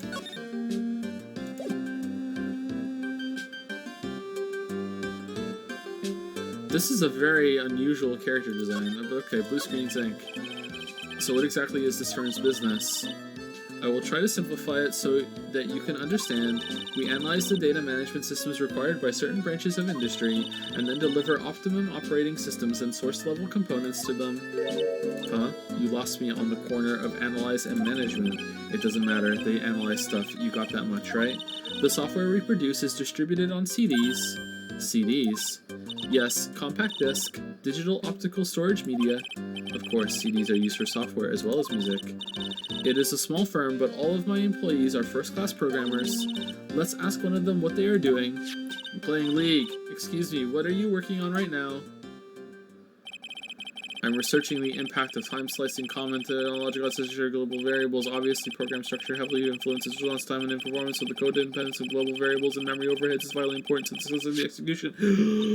Well, you get the idea. This is the sort of thing we are involved in. He's on Reddit. Do you good people follow all of that? Yeah. Your blank smile just said otherwise, Maya. You know about what happened, right, Miss Basil? You mean about Glenn being poisoned? Yes, I know. It's terrible. I was there. Can you tell us anything that might be helpful? I don't think so. A police officer was here earlier too, but I couldn't tell him anything either because the waitress who committed the crime has nothing to do with Blue Screens Inc. Blue Screens. Oh. How about Mr. Elk's desk? Have you cleared it out already? No, not yet. It's this one right in front of you. If there's anything that might be useful to you, you are welcome to take it. I guess there might be a clue here somewhere. It's been a month, hasn't it? And you still haven't? That's kind of unusual. Huh.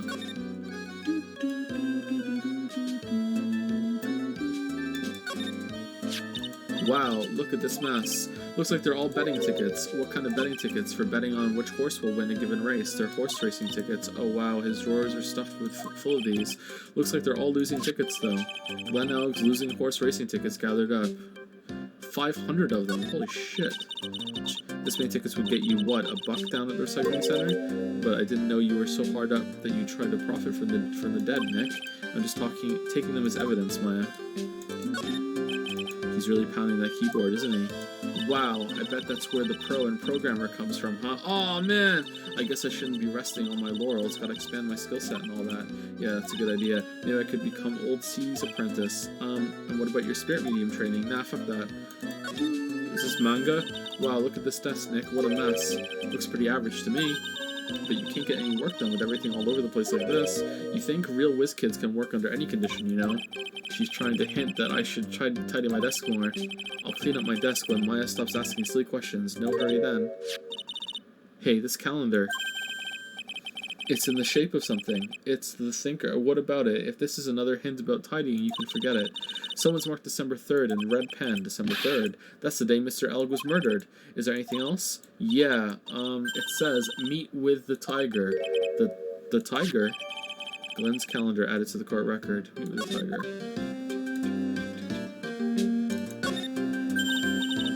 Hey, look, Nick, it's a supercomputer. It looks like it's really smart and wise, doesn't it? Computers are only as smart as the humans who use them, Maya. That explains why we don't use the computer in our office. You work there too, Maya. Yeah, but at least I'm... Please, don't argue about something that's so trivial. Otherwise, the computer will laugh at you. Makoto. She said she'd laugh at us, Nick. She's a human, Maya, not a computer. I mean, I'm not really that convinced, to be honest. Those pillars look almost like they're moving. It's kind of unsettling. Nah, they just look a bit twisted or warped or whatever word I'm looking for. This office was designed with a futuristic feel in mind. Nah, futuristic? Yes, we tried to imagine what things might look like in the future when we designed it. It helps to soothe something about soul and calm, maybe. I hit the button, I'm sorry. On second thought, I agree with you, Nick. This place is really unsettling. Alright, are we done?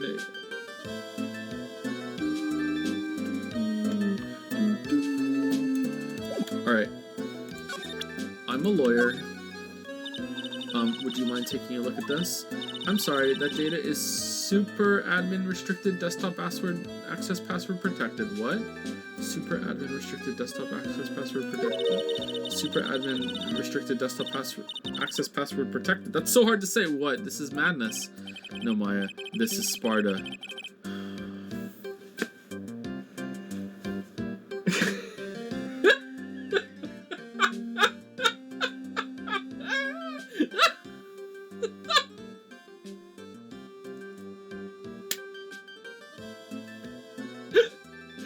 Madness. No, Maya, this is Sparta. She won't tell us unless we say the right code word. That movie's fucking great, isn't it? 300's fucking fantastic. 300 is the second best movie that I've ever seen at the theaters. Like, that was just such a great experience to see at the actual movie theater, because it's just such a huge spectacle on the screen. It was such a good movie to see at the theater. Second best. Number one, watching at the movie theater, best movie experience, theater experience of my whole entire life was Mad Max Fury Road. That was so fucking good. I'm not saying those are the best movies ever. They're great movies, but for movies to see at the theater, to see the huge thing, man, those were good. He has seen 2 movies. Thanks, Merrick. Thanks, Merrick.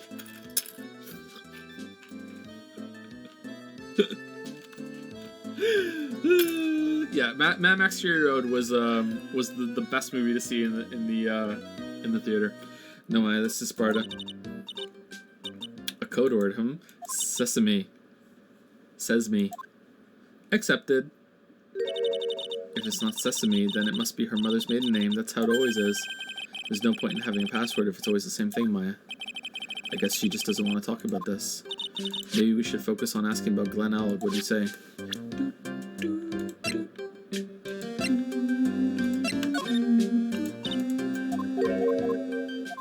Oh, this is a really long "you gave the wrong evidence" thing.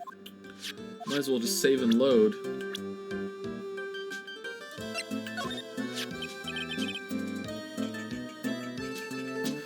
About Mr. Elg, he was a top programmer. I would even say he was a genius. But he did suffer from 1 or 2 bugs in his personality. Oh, like what? He was a bit of a loser. Perhaps that would be the best way to describe it. That's what got him into trouble. What's the matter? He was a top programmer. I would even say he was a genius. So he was really no trouble at all. A model employee. Hey, wait a minute. Just now you said something about him being in trouble. We've got to find out what this trouble was exactly. Okay, can we talk about it? Glenn's troubles. About Mr. Elg. He was in some kind of trouble? I'm sorry, why would you think that? I thought you said something about it just now. You said he got himself into trouble because he was a bit of a loser. Fuck. 3 psyche locks. I just realized Glen Elg is a palindrome. Yeah, so's her name. I guess Mr. Elg is like every other man with his own pile of secrets. A miserable pile of secrets. Alright, let's break through this right now.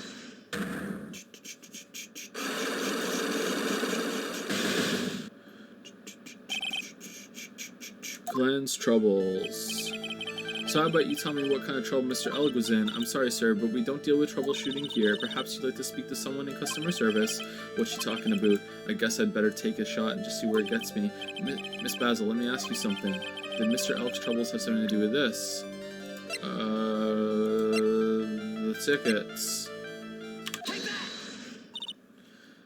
What is that? A bunch of horse racing tickets, all losing ones. With that many tickets, you could get $1 at the recycling center. Yeah, that's what Maya said. You good people are very, very bad. Cashing in on others' misfortunes is immoral. Is that a whiff of hypocrisy I smell? But what is the relevance of these tickets? The victim, Mr. Glen Elg. He had a gambling habit, didn't he? I don't think that's a logical conclusion based on the facts. Everyone likes to go to the races from time to time. There are 500 tickets. Yeah, but not everyone buys this many tickets. Anyway, I don't believe that proves anything on its own. Did Glen Elg play Genshin Impact? You're right, but I'm not through yet. Mr. Elg's gambling wasn't restricted to horse races, was it? Alright, the lottery ticket. Or this. Yeah, victim's lottery ticket.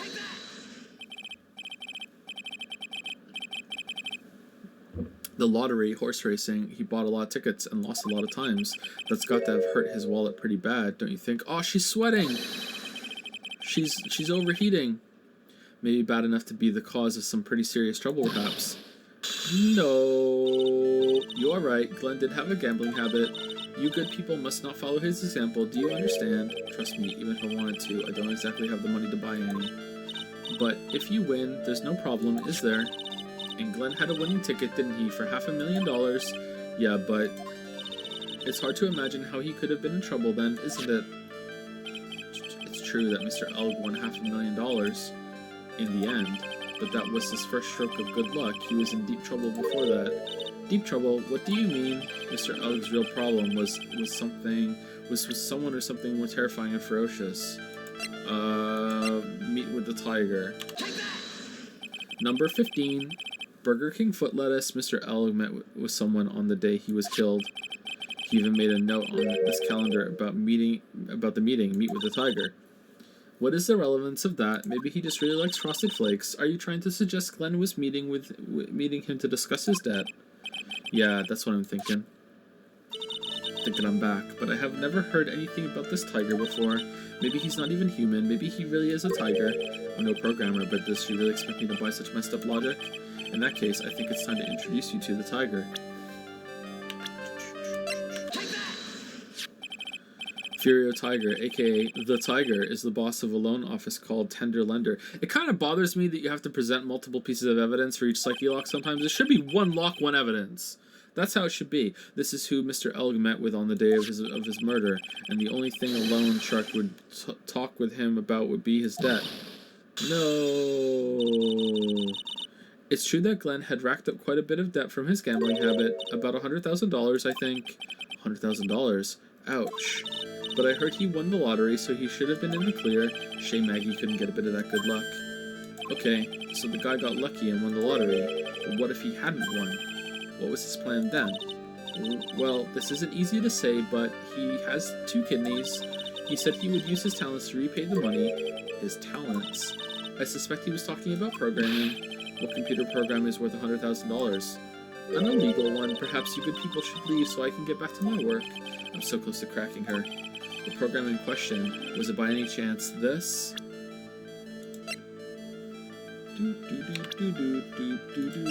Mr. Robot, where is it? This is a very delicate matter. Without the necessary data... Shh! What?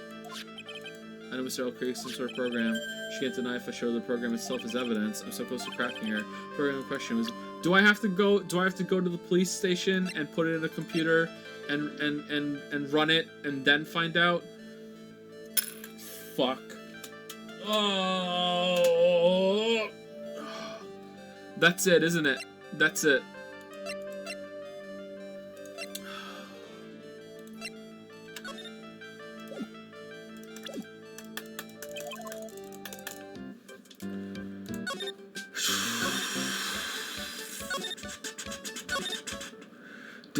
January 7, detention center, visitors room. Oh, right.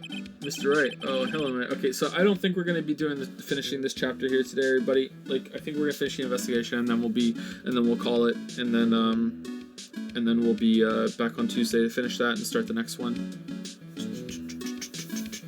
I don't know how we're going to finish this in time for Thursday, though. Maybe we need to do an extra stream. Maybe we'll do a stream on Monday. Let's see. Hello, Maggie. So they finished questioning you? Wasn't it just unbelievable in court today, sir? I'm going to stay up all night and blog about everything that happened. Weren't you scared? It was pretty touch and go in there. Yeah, but you totally nailed that old man. Well, he was all over the place with his testimony. He's not the only one. Huh? What do you mean? Everyone else's testimonies don't match up either. Not with what I remember of the incident, anyway. Is it possible she's the one misremembering things?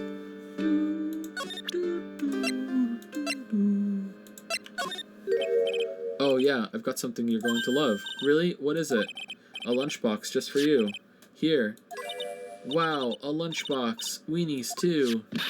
I can't believe it. Thank you, sir. Did you make this just for me, Mr. Wright? Nah, it was Detective Gumshoe. Who else would make such a nice lunchbox for you? Detective Gumshoe.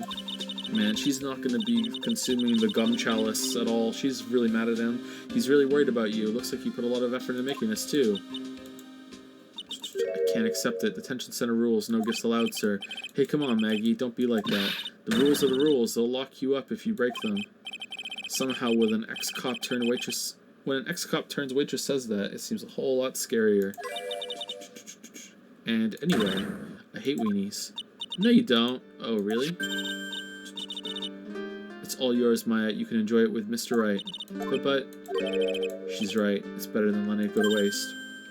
But I guess so. Gumshoe's lunchbox eaten with Maya. Well, how was it? Hurt the spot. I love weenies. Oh, good. I'm glad I gave it to you then, sir.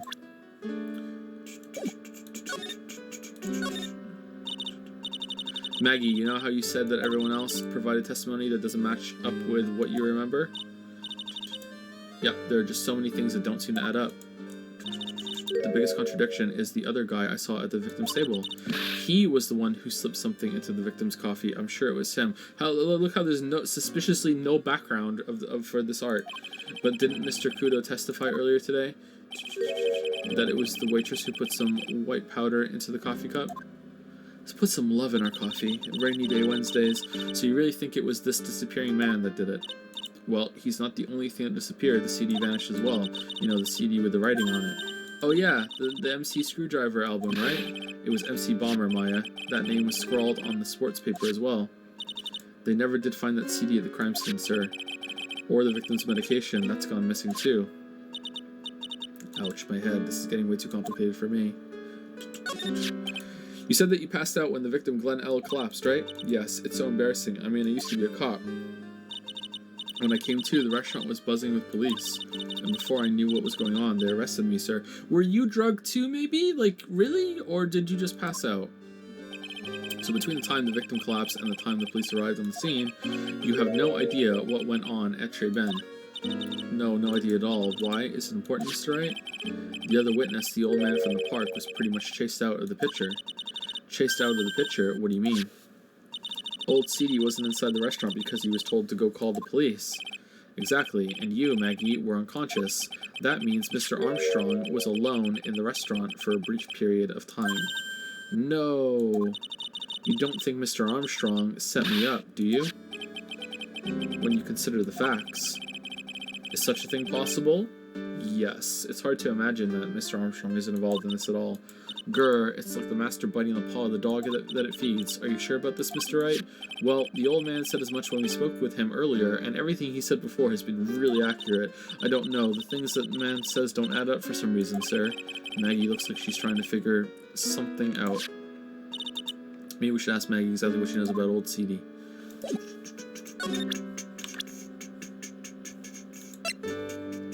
Oh, where is he? He's here. My bad. I feel much better after this trial this morning. I've been a bit of a courtroom proceedings addict for years now. It feels like forever since I saw a witness as slippery as that old man. He's not really that bad of an old man, though. Still, I feel a bit uneasy. Huh? I thought you just said you felt much better. Maggie, if there's something on your mind, you've got to tell us. Especially if it has anything to do with Mr. Kudo or his testimony. Roger, I'll spill all of it and see what you make of it. Okay, what do you know? What do you think about him now? Well, in time between the victim was being called, the only person who... Okay, I thought it was going to be the same thing as last time. So then why'd they hit it? I don't know. The only person who was on the scene and had any chance to do anything was Armstrong, and there's no one else there. Mr. Armstrong wouldn't set me up, would he? Okay, what do you know about her? I know he used to be on the police force, sir. Okay, you don't know anything about her. Alright, what about him? Holy smokes, that's him. Huh? That's your phony, Mr. Wright. Just look at that ridiculous suntan. Suntan? For the record, I'm not sunburned like an overdried tomato, so I don't know how. He told me he'd been on a business trip to Hawaii, and that's where he got the tan. I'm not hearing this. With Chadworth.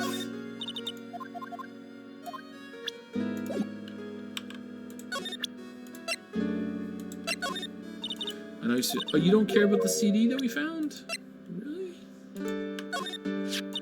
Ah, is that your attorney's badge? Actually, it's a fake. Holy smokes, that's it, huh? That's the badge your phony had, Mr. Wright. You got duped by this? But it's a completely different color. And what about the fact that it's made of paper? He said the badge got a tan as well while he was in Hawaii on business. I'm beginning to see how my phony was able to gain her trust.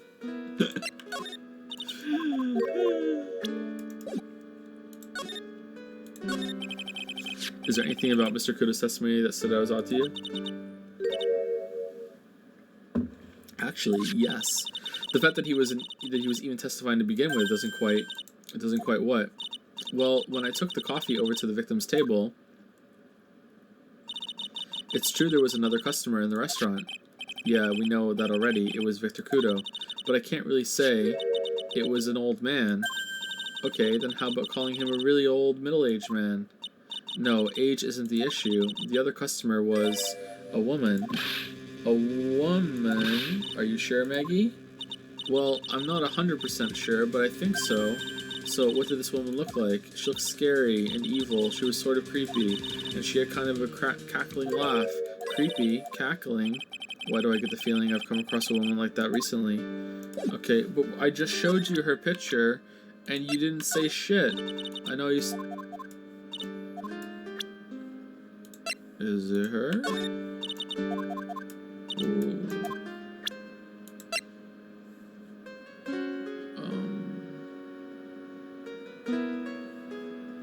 Was it Mia?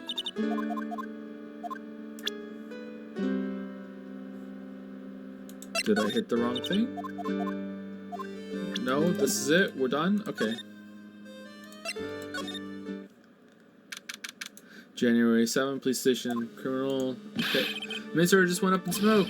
Why the heck isn't the press conference set up yet? The superintendent's here already. Yeah, and there's a problem with the internet too. I already told you stop using your computer, Chief, but I'm watching videos online. I'm catching up on my Asian soap operas. I have to wait. You're just gonna have to wait, Chief. I'm throwing the switch. No, just when some young guy was about to confess...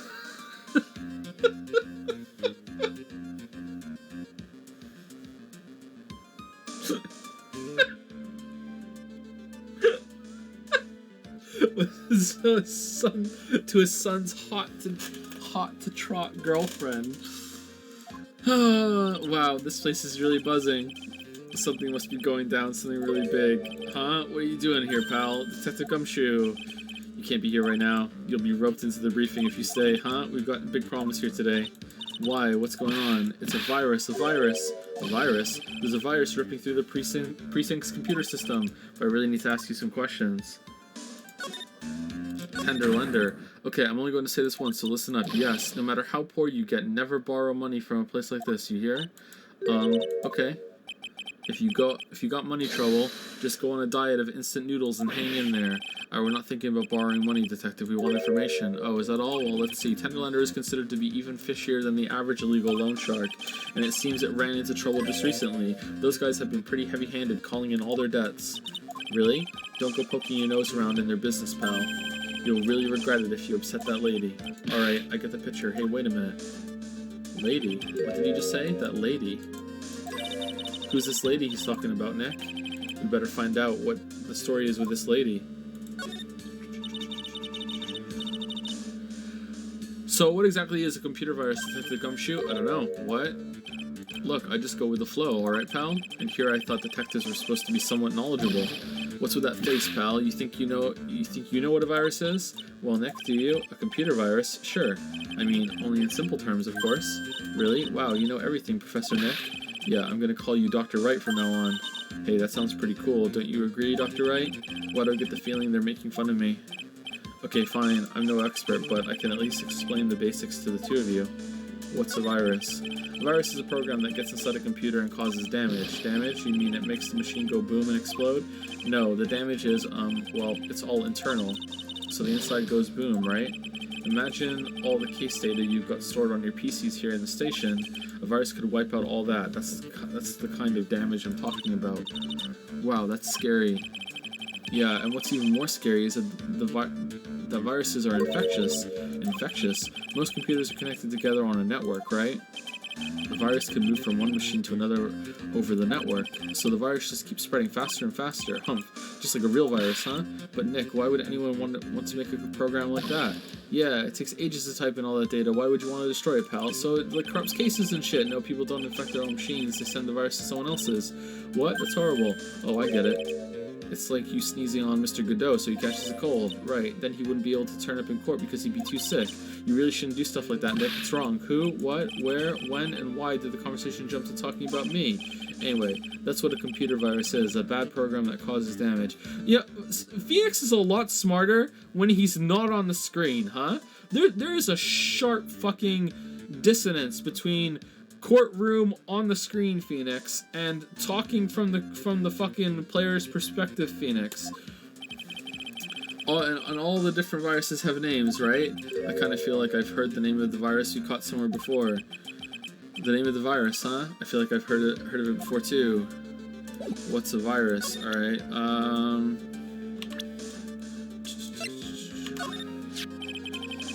That's the girl who works over at Tender Lender. You want to stay away from her, okay? I mean it. She does look kind of unforgiving, doesn't she? That should be the least of your worries, pal. What's that supposed to mean? What could be worse? Her name's Viola Cadavereni. She's the only granddaughter of Bruto Cadavereni. Well, he seems like a nice man. Bruto Cadavereni. Do you know who that is, Nick? Never heard of him.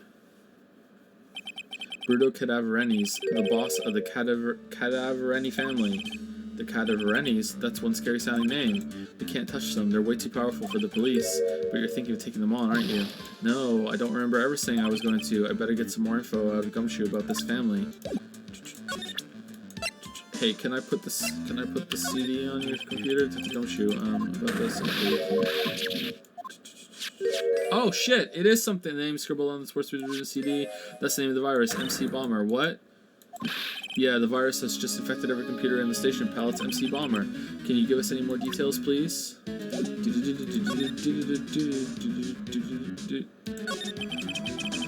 I'm not sure if I really want to get involved in this, but who are the Cadaverenis? Who are they? A scary bunch of people, that's who. You're a cop and you're scared? What's that about? Trust me, it doesn't matter if you're a kid or a cop. These guys are scary. They've got some serious clout in the criminal underworld. We can't touch them. They've got too much moolah. Moolah, as in, they pretty much control all the cash on the city's black market. The black market, huh? And that includes Tender Lender, I take it? Sure. No one stands up to Bruto Cadavereni, and I mean no one. Interesting. So Viola's the granddaughter of some mafia boss, then. Yeah, and everyone knows how much Bruto loves his little girl. She means everything to him. So, how did she end up at Tender Lender? I don't know, pal. But I heard she and the boss of Tender Lender are pretty tight. Tight? That's what it said in a file I read related to Maggie's case. Sounds like a pretty important clue. Thank you for sharing it with us. You know, after a trial. We already know about the MC Bomber virus from a while back. A group of criminals issued a series of demands to the head of honchos of law enforcement. They threatened to release the virus if their demands weren't met. We thought we were fine with the Steel Mountain backup, but apparently that's been compromised too. Who are they? I don't know. Some hotshots from the criminal underworld would be my guess. And now the virus has been released, huh? Yeah, it's in every computer in every public office in the city. Everyone's going nuts. They're hopping around like they're dancing at a carnival. All this stuff with criminals and viruses, it almost feels like we're in a sci-fi movie. Apparently the programmer who made the virus was a real genius or something. The focus right now is on tracing the root of this virus on the black market. You mean someone put this virus up for sale? Yeah, and because this one's so powerful, they're estimating its price tag was in the millions of dollars, pal. In the millions? A virus could be worth that much? MC Bomber updated in the court record. Found okay. So now we can go back. I can't believe it. Almost forgot the most important thing, and that is, you know, the lunchbox. How did everything go? Lunchbox. You remember the weenies? I hate weenies. Oh yeah, those weenies. So how did my weenies taste when they went down the hatch? They were really good. Well, it was delicious. Yeah, that's what she said? Really? Well, not exactly. Don't worry about it, pal. I figured something would happen, so I came prepared. Prepared? What do you mean? A second lunchbox? I made a jumbo lunchbox. Oh, do me a favor again, huh, pal, and deliver this? This sure is a heavy burden, in more ways than one. Good thing we're Lydia. I can just imagine Maggie's little eyes sparkling with joy when you bring her that. Weenies again, Nick? Tell me we don't have to eat all these, too. I'm hungry. Gumshoe's lunchbox, get into the night again. I really can't eat anymore.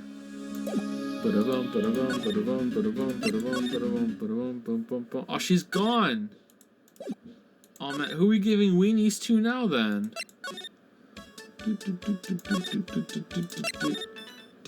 Oh, he's still not here.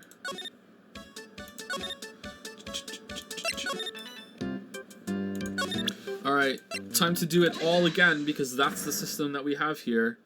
What a wonderful system. I hope this is better in subsequent games.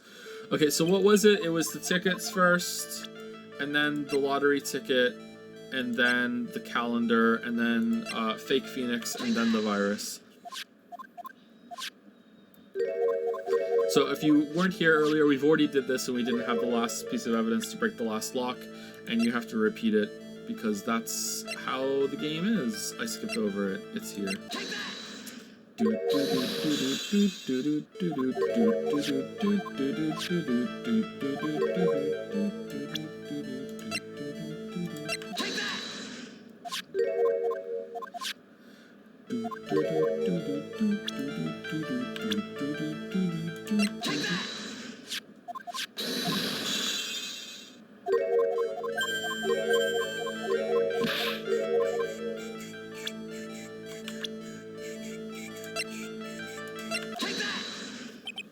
Well, this is it, isn't it? This is the virus that's infecting computers worldwide as we speak.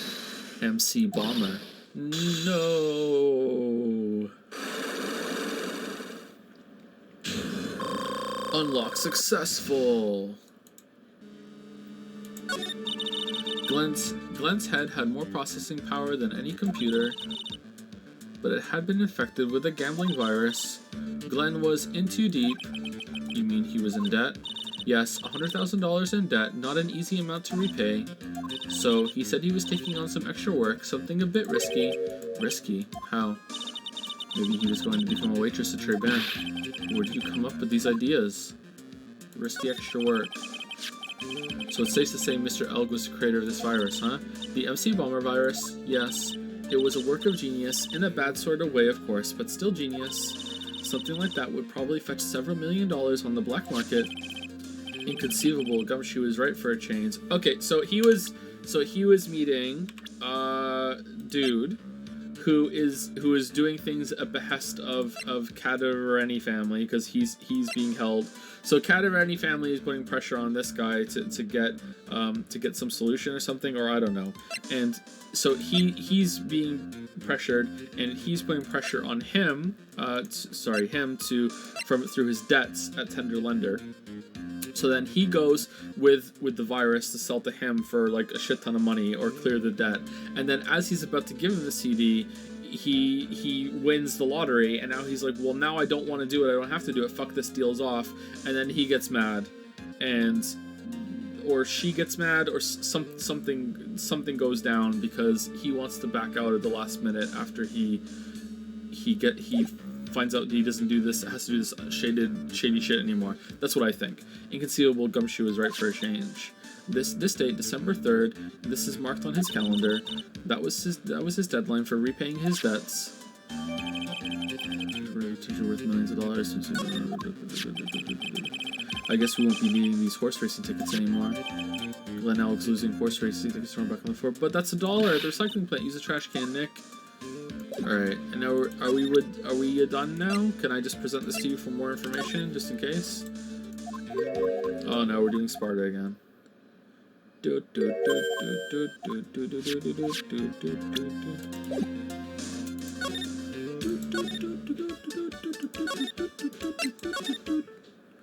Still not back. Maybe he doesn't come back.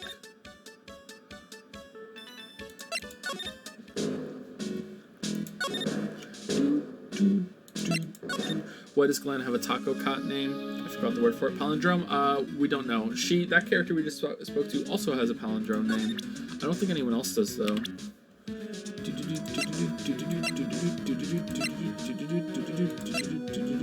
Yeah, he does. And, so does she.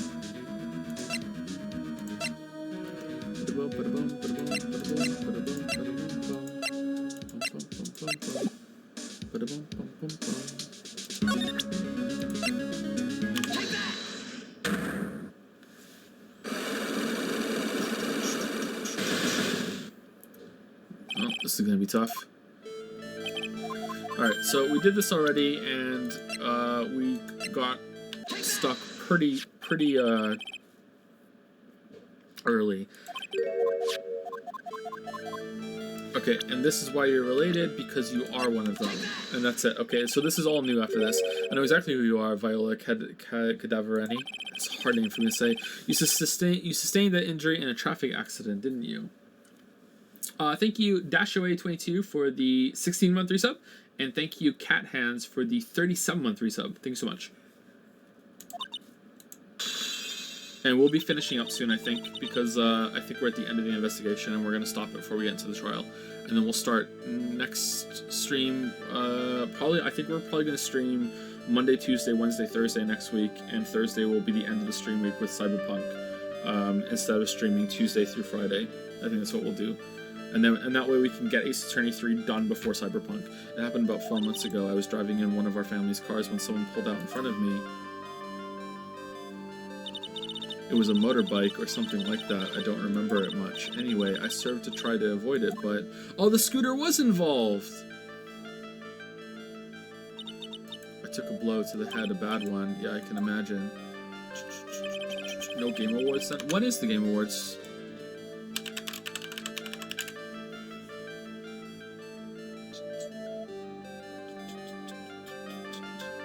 Same day that Cyberpunk comes out? Wow, how bold of them. I don't know.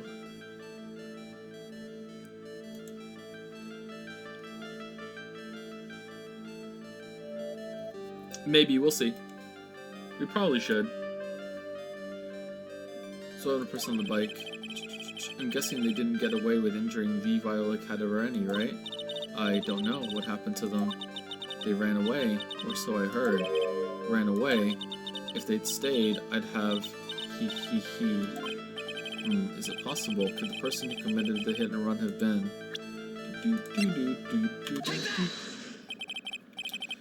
It was this man, wasn't it? He was the cause of your accident. It wasn't Don Tiger. I refuse to believe it. We collided, the motorbike and my car, but Don Tiger isn't injured at all, is he? It was the tiger who caused Viola to crash. I can feel it. Plus, one of her locks just broke, so she must suspect it was him too. Yeah, that's how it works. I'm sorry, Miss Cadaverani, but I have proof that the tiger was involved in this traffic accident on his bike. The injured scooter.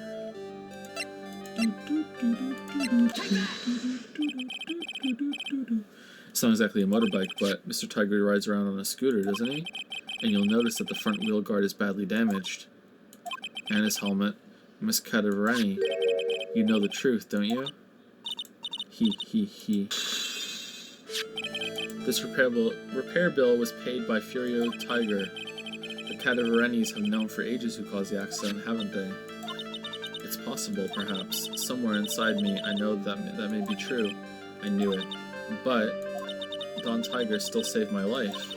The operation was very complicated. It was very, very expensive. How much are we talking? Very, very, very expensive. She seems kind of hesitant about giving me an actual figure. I should back off. Well, anyway, it was the tiger who paid for it, right? After I recovered, Don Tiger told me. He said he paid for the operation because he cared about me. I believe him. Really? But do you honestly believe that to be true? Do you want to know what I think? I think the reason he paid for the operation wasn't because of you, but someone else. Leon. Perhaps I shouldn't be saying this, but your grandfather, Bruto Cadaverani, controls a lot of dubious cash, right? And you are his beloved pride and joy.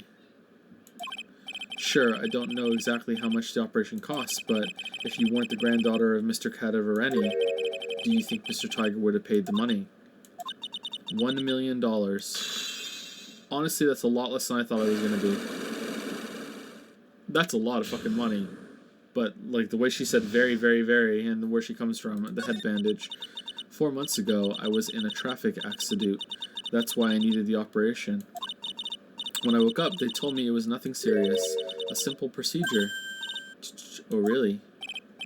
Well, I guess if she recovered in 4 months, it couldn't have been too big. They said the operation cost $1 million. $1 million. Are you just being taken for a ride? Is there anything, like, are you fine? My grandfather ordered Don Tiger to pay $1 million in compensation. Okay, I guess not then. Compensation, huh? It's underworld lingo, undercourt lingo for paying money to settle a score. Basically, pay or get into some serious trouble. But $1 million bucks? Yeah, definitely based in America. This has to be related to our poisoning case somehow. I wanted to believe him. I wanted to trust what Don Tiger said. He said it had nothing to do with my grandfather being Bruto Cadavereni. I wanted to believe he helped me because he cared about me, not about my grandfather. Aw, the evil girl's sad, but I knew that wasn't really true. Wow, I'm so sorry. What he did to get the money was evil. And I liked it. He said it was all for me, so I helped him. You helped him? In what way? Here, take these. What are these? Medical papers? I'm Bruto Cadavereni's granddaughter. He had to pay compensation. He was made an offer. He simply couldn't refuse. Nice! Oh, this is gonna be a slam fucking dunk in trial tomorrow. A $1 million bill for cranial surgery payment was due last year. Right, because it's January. Okay. Wow, I feel so bad for Viola. It's inexcusable, huh? There are two things that I consider inexcusable. Poisoning and putting ketchup on eggs. Only a coward would hurt people using either of these tactics. Is everything alright, Nick? We should get going. Right after we finish our espresso. Yeah. I won't need to convince Viola of anything else, so I guess I can get rid of this. Repair bill thrown into the trash. We're not done?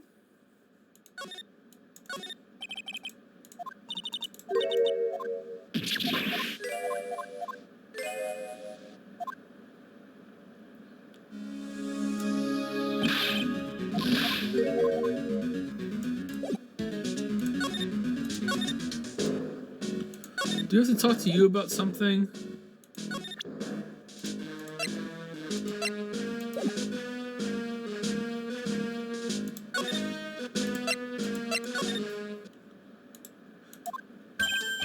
Hey, bonjour. I've been waiting for you to return, Mr. Armstrong. Ah, good timing. I was hoping to find you here. We'd like to ask you a few questions. Well, he hasn't got anything to say to you, fellas. Oh, shit. It's Zinniok. Who you calling Zinniok? Ah.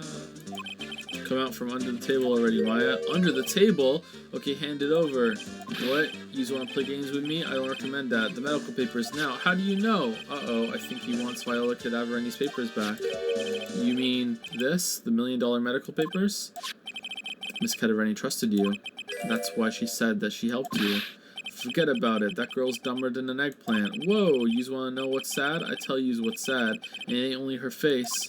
She thinks she's got power because she's Bruto's little girl. Now that's sad. Oh, you're a dick! I can't let you have these papers. Tomorrow in court.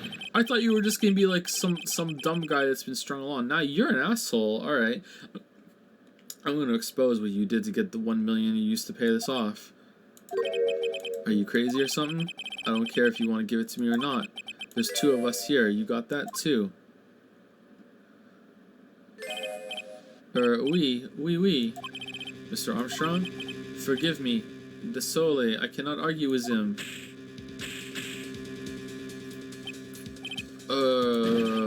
That really hurt. Oh man, it's like when Von Karma tasered us in the fucking evidence room. Is that all you've got? I'll be taking those papers now. Armstrong, get that lighter. Wait, don't take it too hard, Phoenix Wright. Merry Christmas. That was so stupid, I shouldn't have let my guard down. Those medical papers were vital evidence. Hold it, pal. Uh-oh, well, Gumshoe's gonna die. Detective Gumshoe! Detective Gumshoe? You think you're gonna stop me, Detective Gumshoe? Beat it, brah, whoa. Come on, Gumshoe, keep it together.